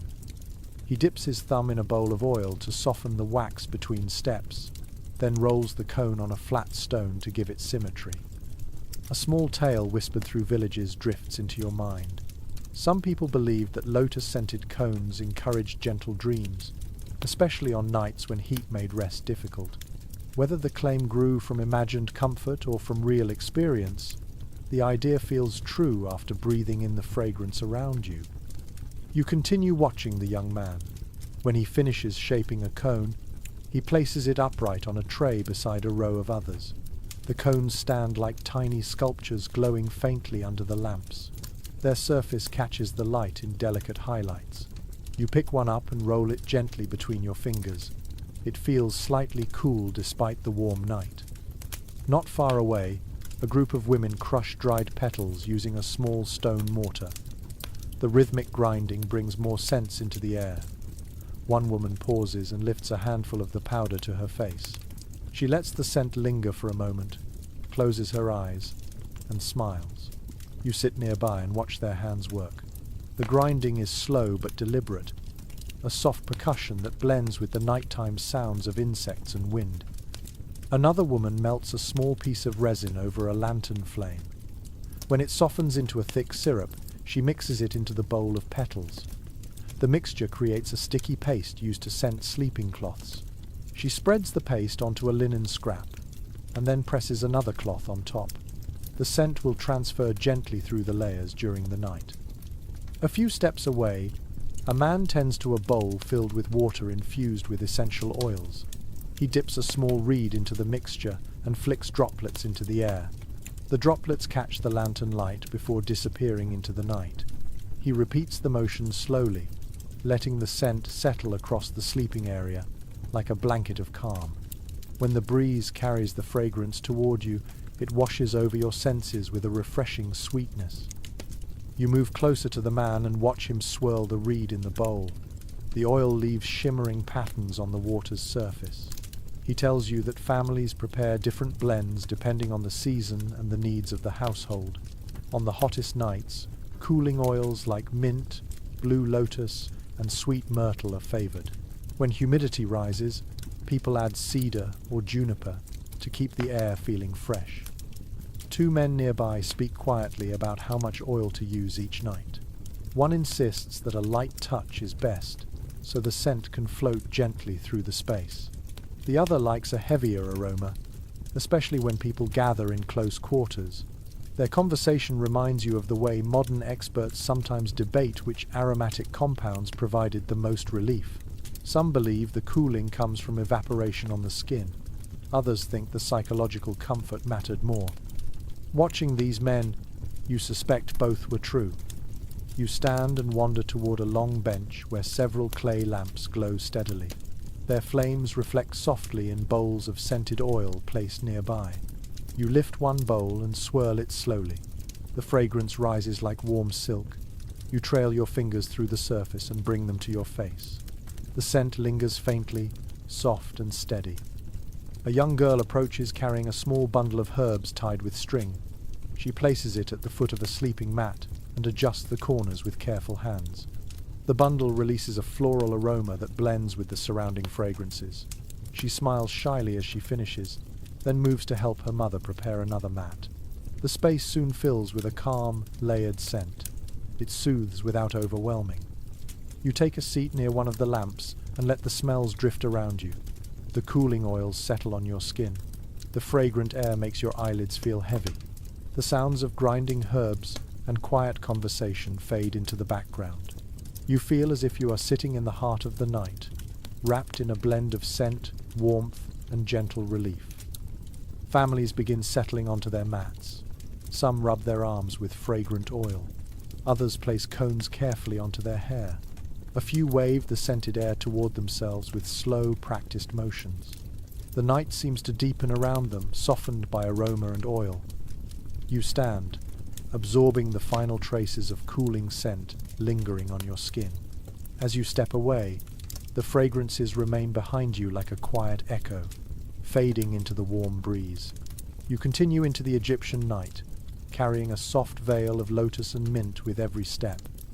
You leave the scented gathering behind and wander toward the darker outline of a long residential street where the faint glow of scattered oil lamps dots the edges like flickering stars pressed against the earth. The air feels warmer again, but quieter. As you walk, you notice the soft chorus of nighttime sounds beginning to rise around you. They swirl in gentle layers, forming the soundtrack of Egyptian nights that countless people fell asleep to. You slow your pace, letting each sound settle into your awareness. First comes the steady croak of frogs in the distance, carried from the river banks. Their calls move in waves, rising and dipping in patterns that feel rhythmic enough to calm your pulse. Then you hear a low murmur of voices from a courtyard where someone is finishing a late meal. The sound is soft and intimate, like the hum of a family settling into rest. You step forward and catch the rustling of palm leaves overhead as a mild breeze pushes through them. The fronds move with a whispering sound that feels almost alive, like the forest itself is breathing. You pause beneath the tree and close your eyes, letting the rustle settle into the space between your breaths. A familiar detail recorded in many studies of ancient Egyptian daily life drifts into your thoughts. The nights were never perfectly silent. People slept through a blend of natural and human-made sounds that shaped their dreams and comfort. Rest did not require silence. It required familiarity. And for Egyptians, the sounds of the night became a kind of lullaby. You walk on, and soon another sound joins the chorus. The gentle splashing of water against clay jars. You look to your left and see a small fountain trickling in the courtyard of a wealthier home. The water loops continuously through a narrow channel carved from stone. The trickle echoes lightly through the cool courtyard air. A servant sits nearby, adjusting the angle of the water to keep the sound steady. For some families, the presence of moving water brought peace, especially during hot seasons. A few homes away, the rhythmic tapping of a loom reaches your ears. A middle-aged woman sits on her rooftop, finishing a piece of fabric under lamplight. The soft, quick taps create a delicate beat that blends with the other sounds around you. Her movements are slow but tireless, the kind made easy by muscle memory. You stand quietly, absorbing the cadence of her work. Then comes the sound of distant hoofbeats. You turn your head and see a man leading a donkey through the street. Its steps